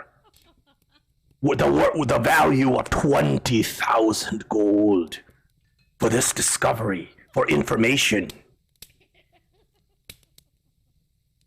And if you agree to undergo my quest, I have an object here that can help you greatly. It may mean the difference between success and failure in your adventure. Oh, do tell. Olin takes out of his pocket a ring. And you look at this ring, and it is not like any ring you have ever seen. The carvings, the designs on it are really, really fancy. But they look more like that writing than they do anything you've ever seen by a jeweler here in Faerun. He says, this is one of the last and only relics from ancient Mastica. And he puts it on the table. This relic, if you can use it, or I cannot, but if you can use it, it will allow you to read and speak their language. And you see this magical ring he just puts on the table. I will offer it to you on your quest if you can help me and the Church of Lathander.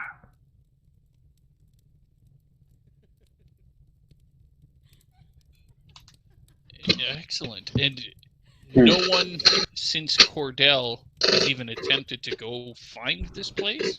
No one saw it to be of worth. For these people murdered every one of the settlers in cold blood.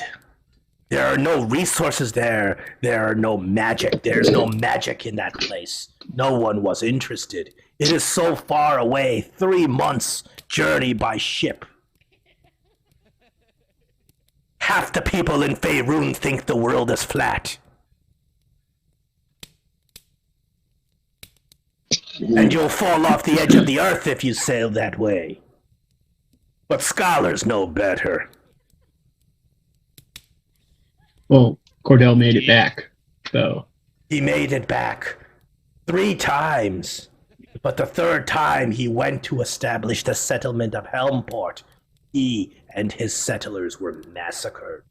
Only one small ship made it back to tell the tale. What's the name of that ship?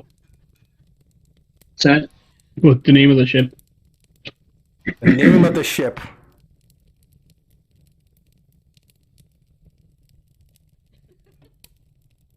The Blue Whale.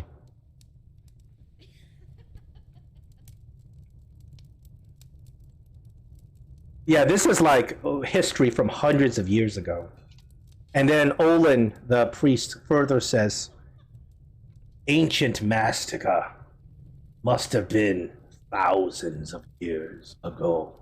I know not if you will be going to ancient Mastica itself.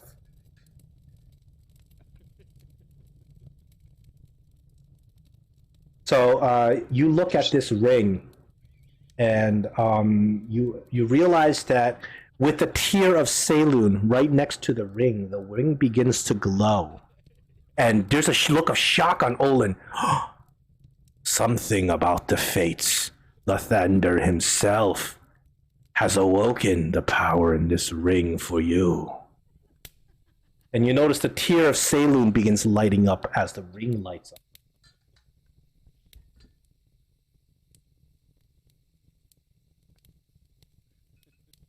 Would you like to take this man's ring, or would you like to go commando style? Not knowing where you're going to go. You still don't know where you're going to go. But you know the general direction, and that is not even in Faerun. Right. I think we definitely need to take the ring.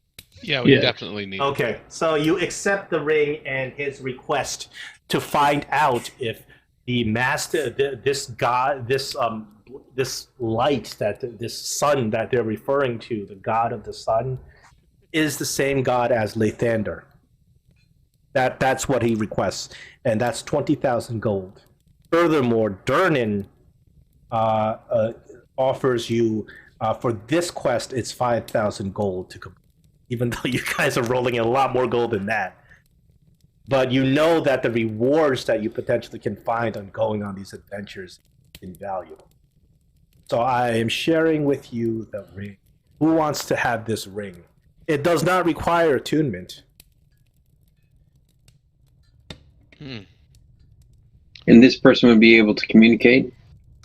Yes, not only is this person able to communicate, if you read the ring, you realize magically that this ring can actually create. It's sort of like a translation, Google Translate. It will actually it will actually project an illusion in common text, in any text that you understand.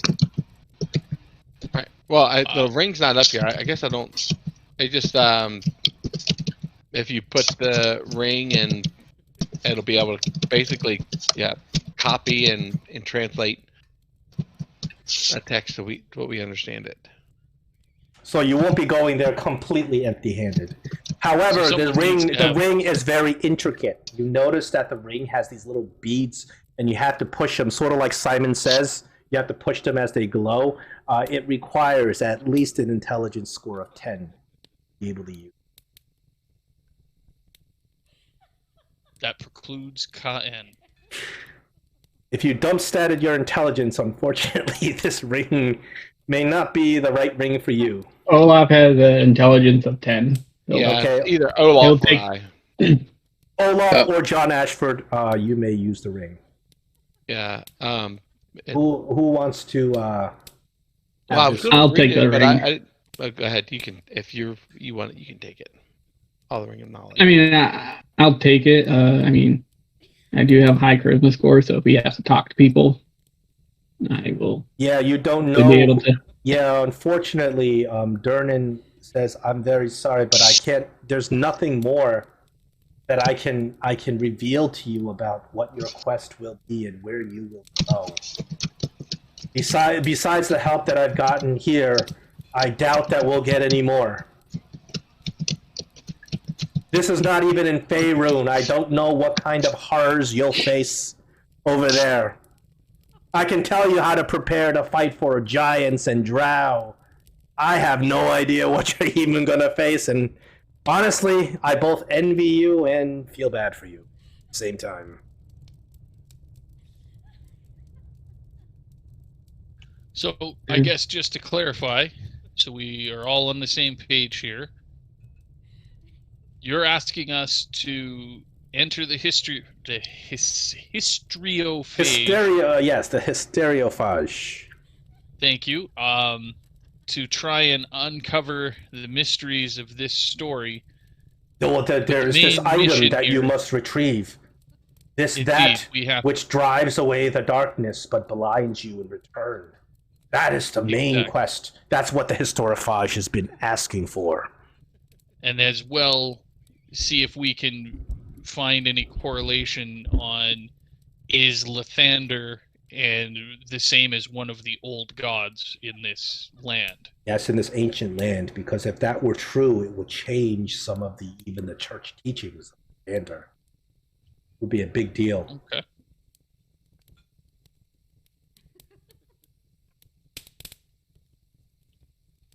Perfect. In the meantime, I kind of whispered to John and Robshore, do you think the priest could possibly get this crossbow off of Cayenne while we have him here? Do you bring that to Olin's attention? Because Olin's not even paying attention. But of course, Cayenne's sitting there stroking his crossbow. Dude, it's so nice.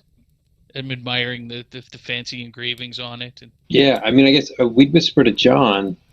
I don't know. Do you think this is a good idea?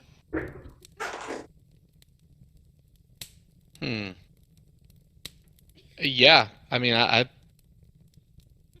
hold on. I mean, ultimately, we'd rather have him not cursed. Right. I don't know.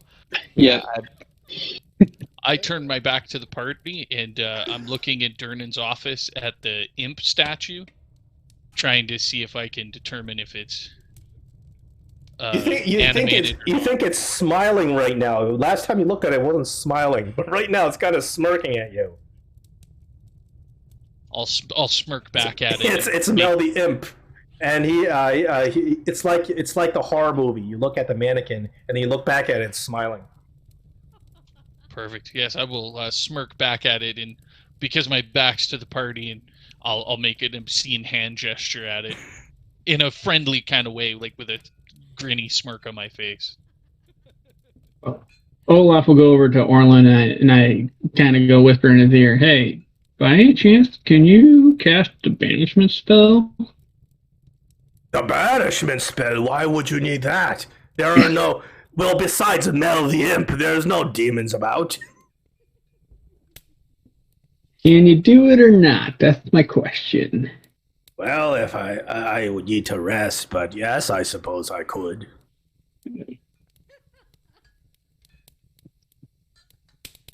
John, Rob, do we try it? We need to rest. We wouldn't be able to do it.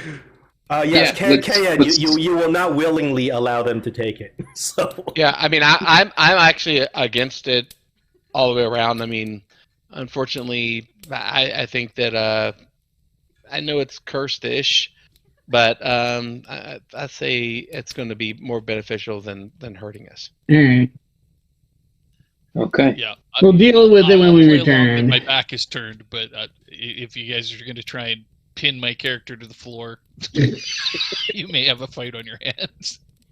I'm not. I mean, I'm going to be with Kayan on this. If we have a party fight, I hope not. Nah.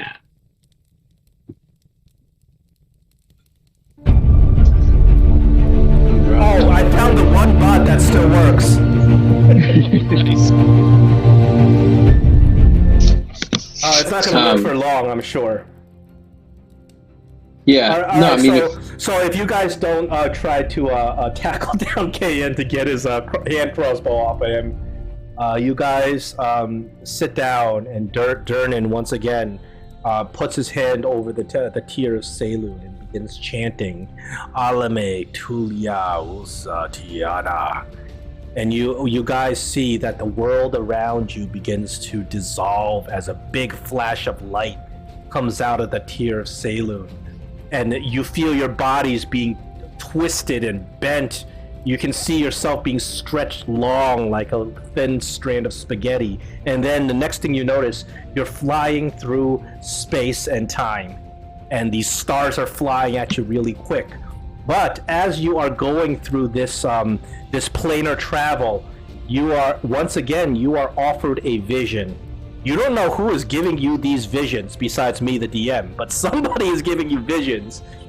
Similar to when you went to the Sunless Citadel, you kept getting visions of that tree. The lightning, the tree, and Belak. This time you are once again getting bizarre visions, and this is a horrible vision. You envision what appears to be a humanoid figure, and the figure is completely wrapped up in spider silk. It looks like Lord of the Rings with Frodo wrapped up in spider silk. You can't even see the face. The face itself is wrapped up. And you see this figure is struggling back and forth trying to get out. And a horrible thing begins to happen. The figure begins to grow extra arms and extra legs. And this image is stuck in your mind as it slowly fades away and you rematerialize. You look around and the first thing you notice is that the air is extremely moist. It's very damp. You can hardly breathe. It's so thick. The next thing you horribly realize is that you are way up in the air. And you look around you, you're somewhere floating in the air as the portal opens and drops you 100 feet high up in the air, and you guys start falling and falling and falling. You look below you and there's a hole in the ground. Everywhere around you, it appears to be very thick forest. You've never seen trees like this, bizarre looking trees, as you are rapidly falling towards the ground. Anything you would like to do? Anybody got feather fall? Because now you are conscious and you are falling. It's 100 feet. What do we fall? 60 feet around? Oh, Jesus. But there's big trees. Could we try you and... cannot. Yeah. You don't have wings. You cannot steer. You can only fall unless you got a feather fall. No. I was just gonna say, I got a rope. Could I try and... Not that I can hold someone it. had a cloak of the bat. Did they get that, or...? Of that. Well, since, you guys don't really have anything. You fall right... Oh, no, I did not buy that. You fall Sorry, go ahead. right through that hole, and you land splash in water. And you guys, because of how high you fell, I need everybody to do athletics to swim out of the water and not drown. Because you're really deep in the water, and the water is like,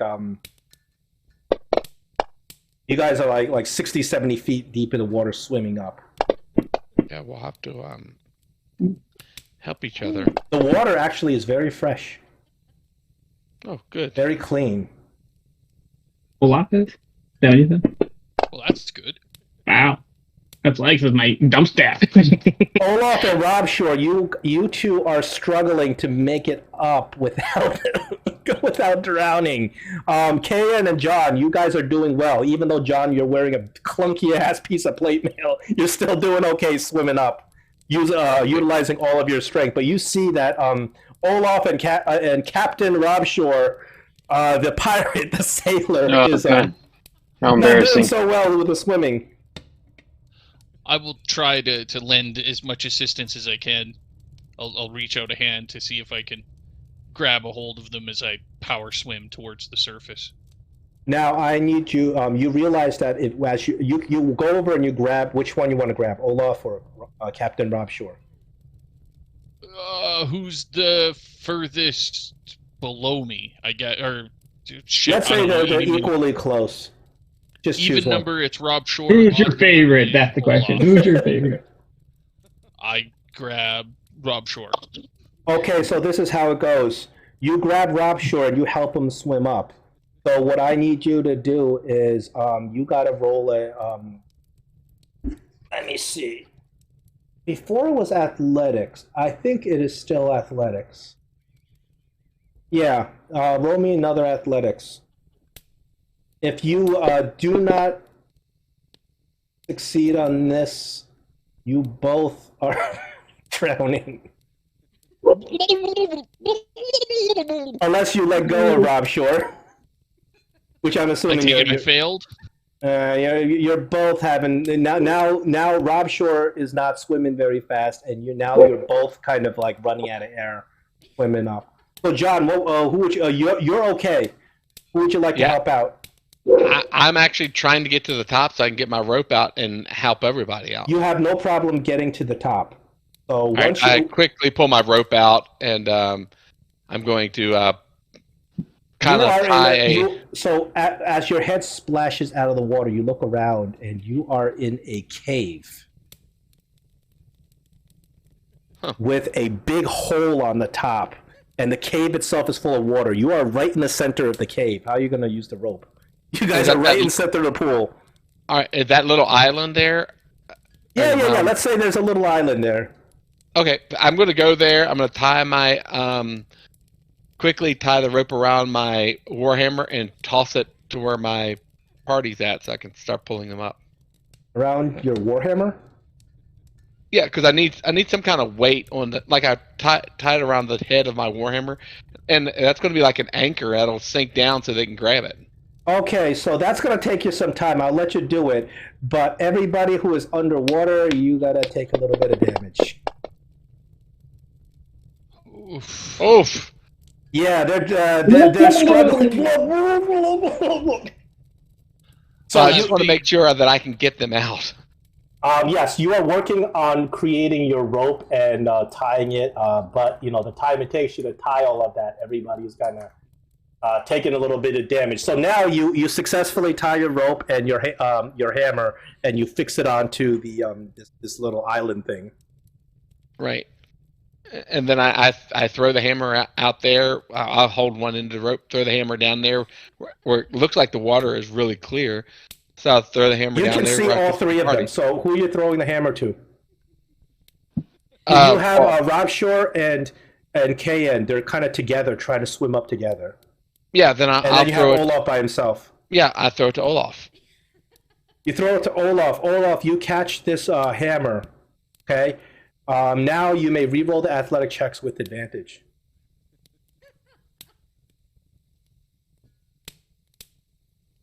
Nice. I'll be making big, large, googly-eyed, panicked hand gestures at Rob Shore as I try and fight him off as he's clawing at my neck, dragging me down.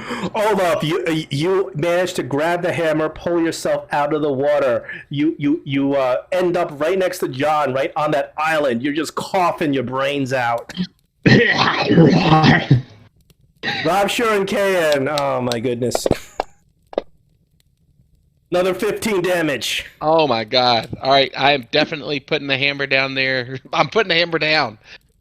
I'm throwing the hammer where KN's at. So since they're together, they can both grab it. Yeah, they're both taking a lot of damage. So you put the hammer in, they both grab it. Give the extra 15 points to Olaf. Oh, I'm sorry. I did that by mistake. I'm like, hey, how did I get that? I did that by mistake. John. I did that by mistake. Yes. Oh, yeah. So it should be 29 off John and 29 onto Kyan. Yes, I'm sorry. John, you're not injured. You did a great initial athletic save. Perfect. Okay, right. Now that both of you have the rope, okay, I need an individual athletics check for each of you, both with advantage. Rob Shore and Kyan. You're good, Kyan. Perfect.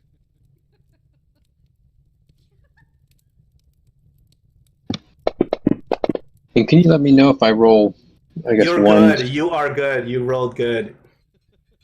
With the advantage, you are out of the water as you guys, boom, splash out onto the island, having nearly drowned.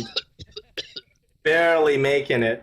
You guys are now on dry land, and you kind of take in your surroundings. You look around. You are in this huge cave. There is an exit to the cave, of course, and then there's that big hole on the top of the cave. You sniff the air, and the air itself smells bizarre. It's thick, humid. There's a weird mist in the air.